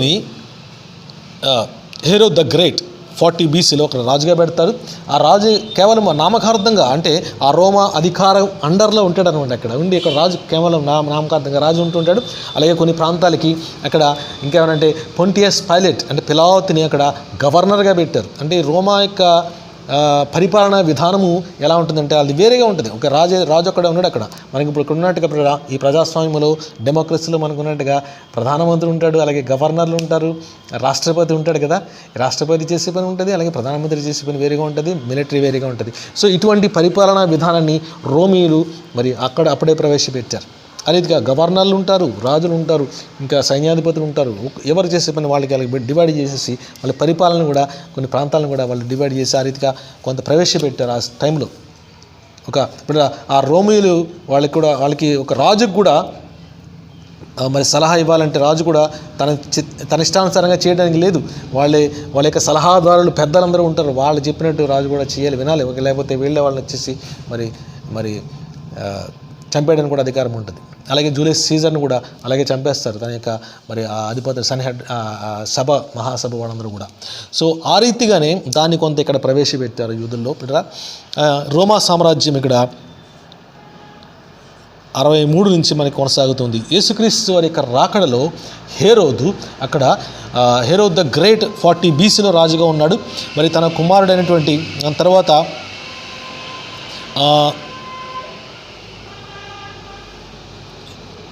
మందిరాన్ని కడతాడు హేరోదు రాజు. మందిరాన్ని ఎప్పుడు కట్టడం ప్రారంభించాడంటే 20 BCలో హేరోదు మందిరాన్ని కట్టడం ప్రారంభించాడు, హేరోద్ ద గ్రేట్. తర్వాత హేరోదు అర్కిలాయస్ అని 4 BC to AD 6 మనకి ఇక్కడ కనిపిస్తున్నాడు. 4 BC to 6 AD. AD అంటే క్రీస్తు తర్వాత అనమాట. ఇక్కడ హేరోదు అర్కిలాయిస్. సో ఈ రాజు యేసుక్రీస్తు వారి యొక్క పుట్టినటువంటి సమయంలో పరిపాలిస్తున్నాడు. ఈ రాజే మనకి ఈ హేరోదే. మరి క్రీస్తు పుట్టాడంట కదా అని యూదుల రాజుగా పుట్టినవాడు ఎక్కడా అని వాళ్ళు వచ్చినప్పుడు మరి భయపడింది ఈ రాజు. మరి దేవాలయాన్ని కట్టించింది 40 BC నుంచి 20 BC వరకు హేరోద్ ద గ్రేట్ అనేటువంటి రాజు. వీళ్ళందరూ హేరోదులే. ఆ తర్వాత ఇంకో హేరోదు వస్తాడు, హేరోదు అర్కిలాయిస్, తర్వాత హేరోదు అగ్రిప్పా అని 1, హేరోదు అగ్రిప్పా 2 అని వాళ్ళు కూడా మనకి అపోస్తల కార్యాల్లో మనకి కనిపిస్తూ ఉంటారు. అయితే ఇది మరి దానియేలుకి లేకపోతే నెబుకద్నెజర్కి దేవుడు చూపించినటువంటి లేకపోతే ఆ కనినటువంటి కళ యొక్క భావము ఏంటంటే ఒక మనిషి యొక్క విగ్రహంలో తలభాగం ఏంటంటే బబులోను సామ్రాజ్యాన్ని చూపించింది. తర్వాత మాదీయుల సామ్రాజ్యం, మేడో పర్షియన్ కింగ్డమ్, తర్వాత గ్రీకు సామ్రాజ్యం, తర్వాత రోమా సామ్రాజ్యం. అలాగే దానియేలుకి కూడా ఒక దర్శనం వస్తుంది. ఏంటంటే అతను చూస్తాడు 4 జీవులు కనిపిస్తాయంట. ఒక జీవేమో ఒకటేమో సింహము లాంటిది, ఇంకోటి ఎలుగుబంటి లాంటిది, ఇంకొకటేమో మరి చిరుతపులి లాంటిది, తర్వాత ఒక వింత జీవి ఒకటి కనిపించింది, దానికి 10 కొమ్ములు ఉంటాయని. అలాగే ఇంకా ఏదో వింత జీవి, 4 జీవులు ఎక్కడ కనిపిస్తున్నాయి. ఈ 4 జీవులు కూడా దాని యొక్క అర్థాన్ని కూడా దేవుడు దానియేలుకి తెలియజేసి ఈ 4 జీవులు కూడా 4 రాజ్యాలను చూపిస్తున్నాయని. ఆ సింహమేమో బబులోను సామ్రాజ్యము, అలాగే ఎలుగుబంటేమో మాదీయుల సామ్రాజ్యము, అలాగే ఇప్పుడు చిరుతపులేమో గ్రీకు సామ్రాజ్యం. 4 రాజులను చూపించింది అన్నట్టు. అలాగే ఇప్పుడు మరి రోమా సామ్రాజ్యము ఒక వింత జంతువులాగా, అంటే దానికి 10 కొమ్ములు ఉన్నాయి ఈ రోమా సామ్రాజ్యంలో కూడా. అలాగే తర్వాత 10 మంది రాజులు వస్తారు, అదంతా కూడా అంతమైపోతుంది ఇప్పుడు. అయితే ఈ దానికి కూడా ఆ 2వ దర్శనంలో కూడా దానియేలు ద్వారా మనకు కనిపిస్తుంది. కాబట్టి ఈ మలాకీ గ్రంథం అంటే 440 నుంచి మలాకీ ప్రవచిస్తున్నాడు ఇక్కడ. ఈ మాదీయుల సామ్రాజ్యంలో వాళ్ళు తిరిగి వస్తున్నారు కదా, 3 దఫాలుగా వాళ్ళకి చెరకి కొనుగోబడ్డారు. 70 సంవత్సరాల చెర తర్వాత వాళ్ళు వెనక్కి వచ్చారు, దేవాలయాన్ని కట్టుకున్నారు. ఎజ్రా, నెహెమ్యా, జెరుబాబెల్ దేవాలయాన్ని కట్టాడు. ఎజ్రా వచ్చేసి ధర్మశాస్త్రాన్ని వాళ్ళకి బోధించాడు. నెహెమ్యా వచ్చేసి గోడలను కడతాడు, చుట్టూ ప్రాకారాన్ని వల్ల కట్టారు, దేవాలయాన్ని కట్టారు. కానీ దేవుని యొక్క మరి మహిమ దిగి వచ్చిందంటే దిగి రాలేదు. వచ్చిందా? రాలేదు. గుడారంలో దిగి వచ్చింది, మోషే గుడారంలో, ప్రత్యక్ష గుడారంలో మహిమ దిగి వచ్చింది. సొలొమోను దేవాలయాన్ని కట్టినప్పుడు మహిమ దిగి వచ్చింది. కానీ వీళ్ళు దేవాలయాన్ని కట్టినప్పుడు ఇది రాజుల ఆజ్ఞ ద్వారా దేవాలయాలు కట్టారు. ఒకటి. రెండవది, మందస్సం అనేది లేదు, సాక్ష్యపు మందస్సం అనేది లేదు ఇప్పుడు ఆ 2వ దేవాలయంలో. కాబట్టి నేను అనుకుంటున్నాను అందుకే దేవుని యొక్క మహిమ అక్కడికి దిగి రాలేదు. ఆ మందస్సం ఎక్కడుందో ఇప్పటివరకు ఎవరికి తెలియదు. ఇర్మియా కాలంలో ఆ మందస్సము తీసుకుని వెళ్ళిపోతాడు, ఇర్మియా తీసుకుని వెళ్ళి ఎక్కడో పెట్టాడని అంటారు, దాచిపెట్టాడని. ఇంతవరకు కూడా దానికి తెలియదు ఇప్పుడు. కాబట్టి ఆ సాక్ష్యపు మందస్సము, దానిలో మరి 10 ఆజ్ఞల పలకలు ఉన్నాయి. అలాగే మరి ఆ మన్నా యొక్క పాత్ర కూడా ఉన్నది ఇప్పుడు. అలాగే ఇప్పుడు అహరోను చేతికర్ర కూడా దానిలో దాచిపెట్టారు, అందులో కొన్ని పోగొట్టుకుంటారు. ఆ మందస్సం అనేది లేవీయులు మోస్తూ ఉంటారు ఇప్పుడు. మరి దాన్ని మరి యోషియా కాలంలో వాళ్ళు చెర కొనిపోబడినప్పుడు లేవీయులందరూ కూడా దాన్ని తీసుకుని వెళ్ళిపోతారు ఇప్పుడు. మరి ఎక్కడో భద్రంగా మరి ఇర్మియా తీసుకెళ్ళి దాచిపెట్టాడని అది కేథలిక్ బైబిల్లో మనకి మక్కాబేలు గ్రంథంలో రాయబడింది. అది ఎక్కడో గుహలో దాచిపెట్టేశాడని చెప్పేసి అది మరి మళ్ళా 2వ దేవాలయాన్ని మళ్ళీ ఎప్పుడో కట్టినప్పుడు వాళ్ళు తీసుకుంటారని చెప్పి అన్నాడు. కానీ వీళ్ళు దేవాలయాన్ని మళ్ళీ కట్టినప్పుడు వాళ్ళకి ఆ మందసం కనపడలేదు. అలాగే ఇప్పుడు దేవుని భక్తి కానీ అంతగా కనపడని కారణం చేత మందిరం అయితే, దేవాలయం అయితే కట్టేశారు, కానీ దేవుని మహిమ దిగి రాలేదు. ఏమండి? 2వ దేవాలయము, అదే దేవాలయంలో మరి యేసుక్రీస్తు వారు ప్రవేశిస్తారు. ఆ మందిరంలో నా తండ్రి యొక్క ఆలయము ప్రార్థనా మందిరం అని అనబడుతుంది కదా, మీరు దీన్ని ఏం చేస్తారు? దొంగల గుహగా చేసేస్తారని ఆ మందిరాన్ని పరిశుద్ధపరుస్తారు. యేసయ్య వాళ్ళందరినీ కూడా బయటికి గెంటేస్తారు, పరిశుద్ధపరుస్తారు. అలాగే ఈ దేవాలయం చూసి మీరు ముసిపోతున్నారు కదా, దీన్ని రాయితీ మీద రాయి ఉండదని చెప్పి యేసుక్రీస్తు వారు ప్రవచిస్తారు. అలాగే దీన్ని పడగొట్టండి, 3వ దినాన నేను లేపుతాను అంటాడు ఆయన. అంటే తన శరీరం అనేటువంటి దేవాలయం గురించి యేసుక్రీస్తు వారు ప్రవచించారు. అలాగే ఇప్పుడు ఆ దేవాలయంలో దేవుని మహిమ ఉండదు. దేవాలయములు దేవుని పట్టజాలు. మన హృదయమే దేవుని దేవాలయము, మన శరీరమే దేవుని దేవాలయము, హృదయమే దేవుని యొక్క మందస్సము, సింహాసనముగా మనము అర్పించాలి దేవునికి. వీళ్ళైతే ఇప్పుడు దేవాలయాలకి వాళ్ళు ప్రాముఖ్యత ఇస్తున్నారు. ఇప్పుడైతే ఇప్పుడు మరలా మరి యేసుక్రీస్తు వారు ప్రవచించినట్టుగా 70 AD అంటే క్రీస్తు తర్వాత 70వ సంవత్సరంలో ఈ రోమా సామ్రాజ్యపు రాజు ఒక అతను వచ్చేసి యెరూషలేము దేవాలయాన్ని మట్టు పెట్టేసి మరలా నాశనం చేసేస్తారు, మరలా చెదిరిపోతారు. ఇప్పుడు మరలా వాళ్ళు సకల దేశాల్లోనూ చెదిరిపోయారు. వాళ్ళంతా కూడా మరి మరలా ఏకమవుతున్నారు. ఈ 10 గోత్రాల వాళ్ళు కూడా మొత్తం ప్రపంచమంతా చెదిరిపోయారు. ఈ యూదులు మాత్రము ఇప్పుడు వాళ్ళు గ్యాదర్ అవుతున్నారు మళ్ళీ ఇశ్రాయేల్లో. ఈ 10 గోత్రాల వాళ్ళు ఎక్కడున్నారో తెలియదు. నువ్వు నేను కూడా మరి ఆ ఇశ్రాయేల్ గోత్రంలోని వాళ్ళ అయ్యుండొచ్చు, చెప్పలేం. వాళ్ళంతా ప్రపంచం అంతా చెదిరిపోయారు. భారతదేశానికి కూడా వచ్చేసారు. చైనాకి వెళ్ళిపోయారు, ఆస్ట్రేలియాకి వెళ్ళిపోయారు, రష్యాకి వెళ్ళిపోయారు, ఎక్కడ అంటే అక్కడికి వెళ్ళిపోయారు. వాళ్ళు మామూలుగా ఉండకుండా విస్తరించిపోతున్నారు. అబ్రహాముకి వాగ్దానం చేసినట్టు దేవుడు, ఇదిగో నీ సంతానాన్ని ఆకాశ నక్షత్రముల వలె చేస్తానన్నాడు, ఇసుక రేణువుల వలె చేస్తానన్నాడు కదా. ఆ రీతిగా వాళ్ళు విస్తరించిపోతున్నారు. ఈ రోజున నీవు నేను కూడా మన పితరుల ప్రకారంగా మనం చూసుకుంటే మరి ఏదో ఇశ్రాయేల్ గోత్రంలోని వారం అయ్యి ఉండడానికి అవకాశం ఉంది. హల్లెలూయా, దేవునికి స్తోత్రం. శరీరమును బట్టి కాకపోయినా విశ్వాసమును బట్టి నీవు నేను కూడా అబ్రహాము సంతానముగా పిలువబడుతున్నాం. సరే, ఇప్పుడు ఈ యొక్క మరి యేసుక్రీస్తు వారి వరకు అంటే మరి రాకడ వరకు కూడా మరి 14 తరాలు ఉన్నాయి. ఆ తరాల చరిత్ర కూడా ఇక్కడ మరి మత్తయి సువార్త 1వ అధ్యాయంలో రాయబడింది. ఆ తరాల గురించి, ఆ జీనియాలజీ గురించి నేను ప్రస్తావించడం లేదు, కానీ అక్కడ ఏం జరిగింది అనేది మరి ఈ దానియేలు గ్రంథంలో స్పష్టంగా దేవుడు చూపించాడు. మరి ఆ ప్రవచించినట్టుగానే ఇక్కడ రాజులు కూడా అక్కడ పరిపాలించారు. జరిగింది, చరిత్రలో జరిగింది, ఇదంతా కూడా జరిగింది బిడ్డ. అయితే ఈ రోమా సామ్రాజ్యం అయితే అక్కడ విస్తరించిపోయి క్రీస్తు తర్వాత కూడా విస్తరించారు. ఇప్పుడు మనం ఒక పాయింట్ ఇక్కడ చెప్పాలి. ఇక్కడ ఏంటంటే మరి దర్శనములో నెబుకద్నెజరు చూశాడు కదా, చేతి సహాయము లేని చిన్న రాయి వచ్చి ఈ కాళ్ళుగా ఉన్నటువంటి ఇనుము మట్టి అనే దాన్ని రోమా సామ్రాజ్యాన్ని పడగొట్టింది. హల్లెలూయా.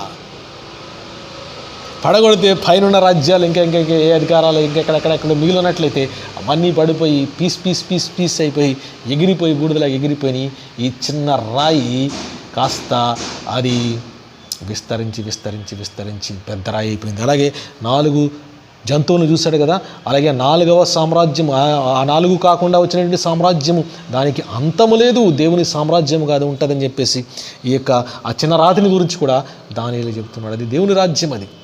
అది ఎలా వచ్చిందంటే ఆ రాయి యేసుక్రీస్తు వారి యొక్క సంఘము. ఈ చిన్ని రాయి ఏంటంటే దేవుని సంఘము, దేవుని రాజ్యమును స్థిరపరిచేటువంటి దేవుని సంఘము, యేసుక్రీస్తు వారు స్థాపించినటువంటి సంఘమే ఈ చిన్న రాయి.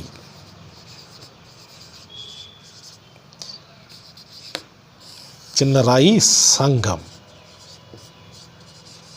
యేసుక్రీస్తు వారి యొక్క సంఘము, దేవుని బిడ్డలుగా అభిషేకించబడినటువంటి పరిశుద్ధాత్మ చేత అభిషేకించబడినటువంటి దేవుని సంఘము ఇక్కడ బిడ్డల మరి అన్ని రాజ్యాల్ని కూడా పడగొట్టేసి దేవుని రాజ్యాన్ని భూమి మీద స్థాపించడానికి ఎన్నుకోబడింది, స్థాపిస్తుంది. అది విస్తరించిపోతుంది. ఎంతకాలం వరకు అంటే బిడ్డ ఈ రోమీయులు కూడా తర్వాత మీరు చూసుకుంటే ఈ రోమా సామ్రాజ్యం కూడా యెరూషలేముని కూడా వాళ్ళు ఆక్రమించుకున్నారు. అయితే దాన్ని పడగొట్టేశారు. కానీ ఆ సంఘాన్ని మాత్రం ఏం చేయలేకపోయారు. సంఘాన్ని కూడా అనేక హింసలు పెట్టారు రోమా ప్రభుత్వం వాళ్ళు. యేసుక్రీస్తు వారిని కూడా సిలువ వేసింది రోమా ప్రభుత్వం వారే. అలాగే కూడా ఆ శిష్యులను కూడా అపోస్తలులందరినీ కూడా హతమార్చింది, హతసాక్షులుగా వాళ్ళని చంపించేసింది రోమా ప్రభుత్వమే. పౌలును కూడా రోమీయుల యొక్క ఆ శిక్షా స్మృతి ప్రకారంగా గొడ్డలితో తన తలని వేటుతో తెగ్గొట్టించేస్తారు. అలాగే శిష్యులందరినీ కూడా మరి రకరకాలుగా వాళ్ళని హింసించి వాళ్ళకి హతసాక్షులుగా చేసేస్తారు. కానీ క్రైస్తవ్యం అనేది, క్రీస్తు సంఘం అనేది, యేసుక్రీస్తు వారి యొక్క సువార్త అనేది మాత్రము అది వాళ్ళు పునాది వేయలేకపోయారు, దాన్ని ఆపలేకపోయారు. ఈ చిన్న రాయి కూడా అలా విస్తరించి పెద్దగా అయిపోతుంది. అలాగే దానియేలు గ్రంథం 2వ అధ్యాయంలో రాయబడినట్టుగా పెద్దగా విస్తరించబోతూ ఉంటే ఈ రోమీయులు కూడా ఏమనుకున్నారంటే దాన్ని ఈ క్రైస్తవ్యము ద్వారా, యేసుక్రీస్తు వారి యొక్క ఈ బోధ అనేటువంటి దాని ద్వారా, మతం అనే దాని ద్వారా కూడా మరి వాళ్ళ రాజ్యాన్ని స్థాపించాలని అనుకున్నారు. అలాగే ఆ పోపుల్ని వాళ్ళు లేకపోతే ఆ మతాధికారులను కూడా వాళ్ళ యొక్క అండర్లోనికి తీసుకుని, రోమా ప్రభుత్వంలోని అండర్లోనికి తీసుకుని ఆ రోమా సామ్రాజ్య విస్తరణ దాన్ని క్రైస్తవ్యాన్ని కూడా అఫీషియల్ రిలీజియన్గా, రోమా ప్రభుత్వం యొక్క అఫీషియల్ రిలీజియన్గా వాళ్ళు డిక్లేర్ చేసి వాళ్ళు మరి కాన్స్టంటైన్ అనేటువంటి ఒక రాజు, రోమా ప్రభుత్వం రాజు 300 క్రీస్తు శకము 300లో యేసుక్రీస్తు వారి తర్వాత 300 సంవత్సరాల తర్వాత ఆ రాజు ఏం చేశాడంటే ఇంకా ఈ క్రైస్తవం అనేది మనం అంతం చేయడం మనకు కుదరదు, కాబట్టి దాన్నే మనం క్యాష్ చేసుకుందాం, దాన్ని మనం యూజ్ చేసుకుందాం, ఎందుకంటే మన రాజ్యాన్ని విస్తరింపజేయడానికి అని అనుకున్నారు. వాళ్ళు మతాన్ని వాడుకుని ఇప్పుడు మతంలో కూడా మరి వాళ్ళు ప్రవేశించి మరి యేసుక్రీస్తు వారికి మతం ప్రవేశించాలని ప్రయత్నం చేశారు. కానీ మరి యథార్థమైనటువంటి పరిశుద్ధాత్మాభిషేకముతో కూడినటువంటి అపోస్తలుల సంఘము కూడా, అపోస్తలుల బోధ కూడా, దేవుని కార్యములు కూడా ఆగలేదు, ఇప్పుడు కూడా ఆగట్లేదు. ఇప్పుడు ఈ సమయంలో కూడా మరి అటువంటి అధికారాలు ఏమున్నా కానీ ఈ చిన్న రాయిగా ఉన్నటువంటి సంఘము దేవుని కార్యాలు జరిగిస్తూనే ఉంది. పరిశుద్ధాత్మ దేవుడు దేవుని కార్యములు జరిగిస్తూనే ఉన్నాడు. యేసుక్రీస్తు వారు సంఘ నాయకుడిగా ఉండి సంఘమును నడిపించి ప్రతి అధికారమును కూడా కొట్టివేస్తూ ఉన్నాడు. కడపట నశింపబడజేయు శత్రువు, మృత్యువు సమస్త అధికారములను కూడా కొట్టివేసి దేవునికి అధికారాన్ని యేసుక్రీస్తు వారు అప్పగిస్తున్నారు సంఘము ద్వారా. ఈ రాయి తన కార్యమును జరిగిస్తున్నది. దేవునికి మహిమ కలుగును గాక. తర్వాత జరిగేటువంటి ఇంకా అనేక సంఘటనలు కూడా మరి సంఘం యొక్క కార్యములు ఏ రీతిగా విస్తరిస్తూ ఉన్నాయి, దేవుడు ఏ రీతిగా మరి ఈ యొక్క క్రైస్తవ సంఘము, దేవుని సంఘం అనేది ఏ రీతిగా విస్తరించింది అనేటువంటి విషయాలు కూడా తర్వాత కొన్ని మరి వీడియోల్లో ధ్యానించుకోవడానికి ప్రయత్నం చేద్దాం. ఇంతవరకు కూడా మరి ఏం ధ్యానించుకున్నామంటే పాత నిబంధన కొత్త నిబంధన మధ్యలో జరిగినటువంటి ఈ కార్యములు లేకపోతే ఈ సమయంలో జరిగినటువంటి కొన్ని సంఘటనలు మనం క్లుప్తంగా ధ్యానించుకున్నాం. అలాగే ముందు జరిగినటువంటి సంఘటనలు కూడా, ముందు అంటే యేసుక్రీస్తు వారి అంటే ఈ బబులోనికి చెరకొనిపోబడక ముందు అబ్రహాము నుంచి యేసుక్రీస్తు వారి వరకు మరి దఫదఫాలుగా 3 చాప్టర్లుగా 3 తరాలుగా అంటే 3 పార్ట్స్గా విభజించాడు కదా. ఇక్కడ 14 తరాలు, అబ్రహాము మొదలుకొని దావీదు వరకు 14, దావీదు మొదలుకొని యూదులు బబులోనికి చెర కొనుపోబడింది వరకు 14 తరాలు, యూదులు బబులోనికి కొనుపోబడింది మొదలుకొని యేసుక్రీస్తు వారి వరకు కూడా 14 తరాలు. అంటే ఇక్కడ జీనియాలజీ చూస్తున్నారు. అబ్రహాంలో జీనియాలజీ చూసుకుంటూ మరి ఆ దావీదు యొక్క జీనియాలజీలో చూసుకుంటూ దావీదు యొక్క కుమారునిగా మరి యేసుక్రీస్తు వారిని చూపించడానికి, అంటే ఆ నిరంతరము ఎలబోయేటువంటి యూదుల రాజు మెస్సియా అంటే రాజుగా వస్తాడని చెప్పేసి వాళ్ళు అన్నారు కాబట్టి ఆ రాజుగా చూపించాలని వాళ్ళు ఆ రీతిగా వాళ్ళు చూపిస్తున్నారు. ఈ యొక్క జీనియాలజీలో లేకపోతే ఆ వంశావళిలో అక్కడ చూపిస్తున్నారు. అయితే ఇప్పుడు యోసేపు ఇక్కడ మరి ఈ దావీదు యొక్క వంశావళిలో వచ్చి 14వ తరముల వాడిగా మనకు కనిపిస్తున్నాడు. కానీ యేసుక్రీస్తు వారు యోసేపు యొక్క కుమారుడు కాదు. యోసేపు యేసుక్రీస్తు వారి యొక్క తల్లి అయిన కన్య మరియకు ప్రధానము చేయబడినటువంటి భర్తగా ఉంటున్నాడు తప్ప యేసుక్రీస్తు వారి యొక్క తండ్రి కాదు. యేసుక్రీస్తు వారు దేవుని కుమారుడు, దేవుని యొక్క పరిశుద్ధాత్మ చేత, దేవుని అభిషేకము చేత పరిశుద్ధుడిగా జన్మించిన రక్షకుడు. హల్లెలూయా. కానీ ఆయన లోకరాజుగా ఈ జీనియాలజీలో ఉన్నటువంటి రాజుగా చూపించడం కోసం ఆ జీనియాలజీ రాయబడింది. అయితే చరిత్ర మనం తెలుసుకోవడం కోసం, బైబిల్ని అర్థం చేసుకోవడానికి ఇవన్నీ కూడా మనము చదవడం అనేది మనకి మంచిగా అనిపిస్తూ ఉంటుంది. అయితే యేసుక్రీస్తు వారు తన సంఘము ద్వారా సమస్త ఆధిపత్యాన్ని కూడా కొట్టివేస్తూ ఉన్నారు. లోకాధికారాలని, ఆత్మ సంబంధమైన అధికారాన్ని, అపవాది యొక్క అధికారములను, రోగములను, బాధలను, చివరికి మరణమును కూడా కొట్టివేసి సమస్త విషయాలను కూడా, అన్ని విషయాల్లో కూడా ఆధిపత్యాన్ని యేసుక్రీస్తు వారు పొందుకున్నారు. కాబట్టి ఆధిపత్యాన్ని మీకు నాకు కూడా అనుగ్రహిస్తున్నారు. దేవుని సంఘానికి అనుగ్రహిస్తున్నాడు, ఈ చిన్న రాతికి అనుగ్రహిస్తున్నారు. ఒక మనుషుడు లోకమంతయు సంపాదించుకుని తన ప్రాణమును పోగొట్టుకుంటే అతనికి ఏమీ ప్రయోజనము? అది ఇక్కడ మనము ఆ గ్రీకు సామ్రాజ్యాధిపతి అయినటువంటి అలెగ్జాండర్ విషయంలో మనం చూసుకున్నాం. ప్రపంచానంతా జయించాడు, తన ప్రాణాన్ని పోగొట్టుకునే సమయంలో ఏమీ తీసుకెళ్ళట్లేదు. కాబట్టి యేసుక్రీస్తులో మనము అన్ని విషయాల్లో కూడా విజయాన్ని పొందుకుంటున్నాము. సమస్త ఆధిపత్యాన్ని కూడా మనము జయించేటువంటి వారముగా ఉంటున్నాము, ఆత్మలో జయించేవారుగా ఉంటున్నాము. హల్లెలూయా, దేవునికి స్తోత్రం. తర్వాతి వీడియోలో కొన్ని విషయాలు మనము ఇంకా ధ్యానించుకుందాం. దేవుని కృప, దేవుని సమాధానం యేసుక్రీస్తు వారి ద్వారా మీ అందరికీ తోడుగా ఉండి నడిపించును గాక. ఆమేన్, ఆమేన్.